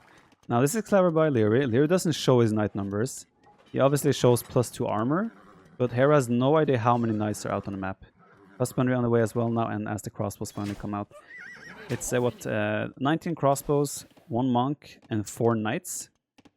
Leary has 13 crossbows at the moment. Getting forging, getting more knights, so he wants to take a fight. But the thing is, Leary is not on a timer, Hera's on a timer. Leary can wait, he can bide his time, get those knight numbers. Because the knights proportionally increase, like the more knights there are, is... Obviously, the more knights there are, the better for Leary. But 1 knight compared to 1 crossbow addition to these current armies is night and day. Knight numbers are just so much more important right now. Leary is sticking with the 2 TC for now. He did sell 100 stone. While Leary going for the Hera going for the forward Seabrook shop. And this is the moment. Oh, there's so many knights though! 16 knights! There are 2 monks though, but Leary trying to get this around on the hill. There's a nice pocket here where Hera can hide, but he's staying there, trying to get into the pocket, but Leary nicely positioning a knight there. Leary with the massive knight advantage here, and the skirmisher still helping out. Looks like Leary is about to clean up the whole aggression of Hera, and we might have a champion of the Collection Cup. Leary patiently waiting for the right moment to pounce. And he does so. Second monastery now for Hera. Hera knows he has to go all in, so he's gonna keep making crossbow, keep making monks, and try to have a snowball happen some way. But Leary calmly, patiently waiting for the moment to strike, and he struck at the perfect time. That was really, really nicely done by Leary. Some knights in the background of his base being a little bit annoying, but Leary will be able to deal with that. It's only a 4 villager lead, funnily enough. So economy difference isn't as big as you might have anticipated. 1 monk down and just jumping on the crossbow numbers. He doesn't want those crossbows number to increase, and rightfully so. But yeah, he's going back now as there are enough knights and crossbows to deal with that. Taking care of the Seabrook shop he is as well, and as soon as he has taken care of that, he can send his own mangonel forward and start counterattacking. Cleaning up the knights in the back of the base. There's a 700 score lead now for Leary. Say background instead of back. At what point? Oh, did I say in the background? Okay, yeah, in the back of Leary's base. Apologies. I'm sorry. English is not my first language, okay? You don't have to bully me. This is looking like it's a pretty good timing to coincide with the ending, or like the beginning of the European Championship, so I'm not complaining at the moment. But yeah, Leary now coming... Hera feels like he has to do damage, right? There with a mangonel out on the map. Ooh, Hera sees it. He has to be careful. There's 11 knights. 3 monks though. Let's see if there's a lucky conversion here. No, there's not. But yeah, 59 villagers now. Villager numbers will just keep increasing in favor of Leary. So, we'll see. Hera sticking with the 1 TC, adding a second barracks, doing the pikeman upgrade. And looks like he might be thinking about jumping here again, but there are 3-4 monks now. So it could easily backfire here if Leary decides to jump. Pikeman, good addition for sure. Issue is though that Hera is heading towards a composition that gets countered by pure skirmisher. So there's a big chance Leary will make a skirmisher switch at some point. And at that point that composition will counter everything Hera has. Some knights on the top side just chasing the knights of Hera. Knights of Hera aren't fighting even. And we have the mangonel monks engaging on this side as well. 6 monks out now. So Hera is going for an extremely micro-intensive composition here. And Leary might just should delete those. And he deletes 2, but still 1 gets converted. Feels Leary, man. Wait, did a lot of these use their juice? I think most monks... I think he used the monk juice of 3 monks there. Alright, this is game. Oh. Okay, Magnus survives, but yeah, Leary might be losing that anyway because there's 2 Knights of Hera coming in, but 1 Monk and trying to intercept with the rest of his Knights. Very likely the Magnus still goes down indeed. And he's losing the Monk as well. No, okay, great work by Leary there. Knight numbers are getting out of control. We have 19 Knights. That's more than crossbows of Hera. So Leary can still probably take a very convincing fight. And there's the Elite Skirmisher transitioning happening at the perfect time as well. Again, Hera has to do something, right? He feels like he has to do something. And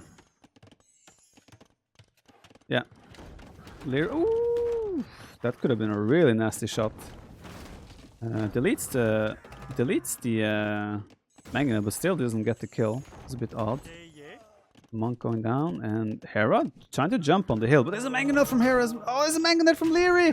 No, deletes. Oh, 18, 19 crossbows just became 6. Mangonel from Leary popping at the perfect time. Deletes at the shot as well, but the numbers of Leary aren't that big. Leary has 16 military. Where are they? He has 3 scouts on the bottom. He has Elite Skirmishers though. But even with that shot, Hera is taking a really good trade. And suddenly, the Knights fighting uphill against the pikemen. Fort Castle! Is Hera making the comeback? Mangonel down. Fort Castle. Now Leary has the counter units now in the skirmishers, but the massive monk play was a really good decision by Hera. Looks like Leary is struggling a lot now. It's only 13 villager difference, 12 villager difference. And Leary is kind of... I don't want to use the word falling apart. As Mangonel spawns, and unfortunately he could get some monks. Oh, even misses the monks. Leary is going to lose 6 farms. He has to run all the villages and relocate. And there is 12 villagers moving to the bottom side without any protection. Hera is making a freaking comeback. Oh, Leary has to fight the knight with villagers. He does kill it though, and he gets away, but... Yeah, Leary doesn't have gold right now. Villagers chasing the knight into the castle as well. Hera! Damn. Hera's pretty much been behind almost every game. And he has made a lot of comebacks in those games as well. At this point, like, villager count, Hera has more villagers and doing another castle. What the hell just happened this game? Leary will be shaking his head about how this game played out. He's trying to dive on the monks. The monks have been converting for an hour though. There's 1 conversion, 2 conversions, and okay, 2 monks down. Oof. Leary will not be happy about this game. Doing a desperate tease in the bottom now. And suddenly Hera. You know what, Hera? Perfect situation for Hera to switch into Cav Archers. Now his eco is obviously not great. He's investing a lot into the aggression here. But he's getting so much value now from the crossbows. There's no ballistics either for the skirms. Skirms don't have +2 armor. And so much idle. Yeah, Leary, 0 wood income. 0! He had 20 knights, had to lose a fight. We can go back and look at the fight. I think it's pretty much that he fought uphill against pikemen. And, of course, Hera had, what, 8-9 monks. So, I think Leary did the mistake Leary did there was pretty much taking the fight. He didn't have to take the fight. He should have probably just let that happen. Soak the pressure and relocate. But this was a... Wish your wrist get better. Really enjoy the Lefty series though, smile. This was a really good comeback from Hera. Hera was put in a situation where he was definitely behind. Leary took an amazing fight early Castle Age. And Hera did everything he had to do to come back in the game. Which was get the numbers, get the counter units, get the monks. And I think Leary just... The skirm transition was probably a little bit too late. Sticking with knights, even after seeing pikemen and the monks, was probably a bit stubborn. So I think Leary was a little bit too stubborn in his army choice. A little bit too greedy. And that has backfired immensely now as Hera. Suddenly, 8 villages ahead with an army advantage. Even fighting skirms in these numbers, when the skirms do damage, the monks will just heal them. And yeah, I think Leary just can't believe that he threw this game. I think he's just in that kind of state right now, where he's like, he just can't believe that he lost this game. Do some counterattack with some light cab, getting a few villager kills. As Hera now is playing safe, dropping a market and a town center himself. He wants to start developing his economy a little bit. Leary not giving up yet though, getting some solid raids here. A lot of idle time, getting some villager kills. And, I mean, he still has one more TC than Hera for now. And he's getting those skirmisher numbers going. Again, this is 11 villagers, no topside if Hera finds that. Oof. Hera buying wood as well. Getting maybe some conversions and Scrum trying to garrison does do so and saves those numbers. But yeah, scary crossbow numbers. And Hera still has 400 stones. There's a big chance we'll see another castle coming eventually. 60 to 65 villagers, you know what? That means there's a 35 population advantage for Hera, so it looks incredibly good for him with 44 army to 14. But yeah, they're not giving up. Not giving up. Yeah, Hera has found the town center of Lyria on the bottom. I think he has. Converting skirmishers even. It looks like Lyria has decided it's time to jump. Again, Lyria doesn't have +2 armor on his skirms, so even now the crossbows can probably still trade okay in these types of numbers. Nice micro with the monks here as well, dodging the attacks. And Hera is just cleaning up. Hera cleaning up, didn't lose a single monk. The skirmisher numbers are gone. The forward castle and another TCL Lyria is going to be in. And yeah, like I said, I think Lyria after this game will just be shaking his head and being like, how did I lose this game? Because he was in such a good position. We will go back. I think when he sees this castle, he might be calling the GG. We will go back and we will watch the crucial fight and crucial moment of the game. As we can do that with Capture Age. Check out the replay. Another, probably 5-6 villagers might go down here. As Hera is looking to close out the game. 4 villagers, 5 villagers, 6 villagers down, 7 should go down, 8. Larry calls it, and Hera wins the set 4-3. Not a great final. I will go back right away. I want to watch the crucial point of the game. I think it's roughly here because here's where population drops. Oops, here we go. Let's go back a little bit more. We want to watch this in slow motion as well. Alright. This is the moment, right? If you look at the military count, it's 34 for Hera, 25 for Lyri. Lyri has 16 knights here. Oh, this is not... Oh, this is the first fight. This is not the important fight. Sorry. This is the important fight. What's about to happen here? First of all, you know what? Picking up that one mangonel may have won Hera the game. If there was 2 mangonels here, it would have been way harder for Hera to push here. So, situation. Hera has 37 military, Lyria has 31. 2 mangonels, 19 crossbows, only 7 pikemen, but this is the key point. 7 monks. Lyri, about to have elite skirmishers with Vodkan arrow. About to have 19 knights. He has 19 knights. So 1 mangonel shot. This could have been a massive shot, by the way. Super close. I think also Lyri here kind of wasteful with his skirmishers, right?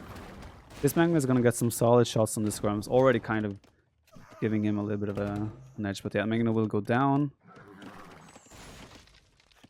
So upon fighting, we have... Okay, Lyri also had 3 scouts there, so we gotta remove 3 from the military numbers.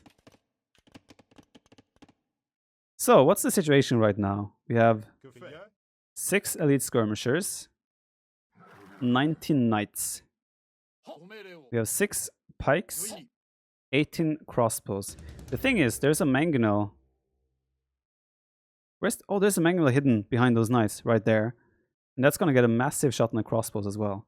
But yeah, Hera also picked off 1 monk on the hill. And he has 7 monks himself. There's 1 conversion happening. 2. Like, I'm just seeing how many he's targeting. That's 3 monks targeting. And here's the shot from Lyri on this army. That's 18 crossbows. There's 6 crossbows left. So 1, 2, 3, 4. There's already 1 conversion happened, I think. And there we go. Lyri went off the hill, and now he's fighting pikemen uphill. Skirmishers are not really taking part in the fight.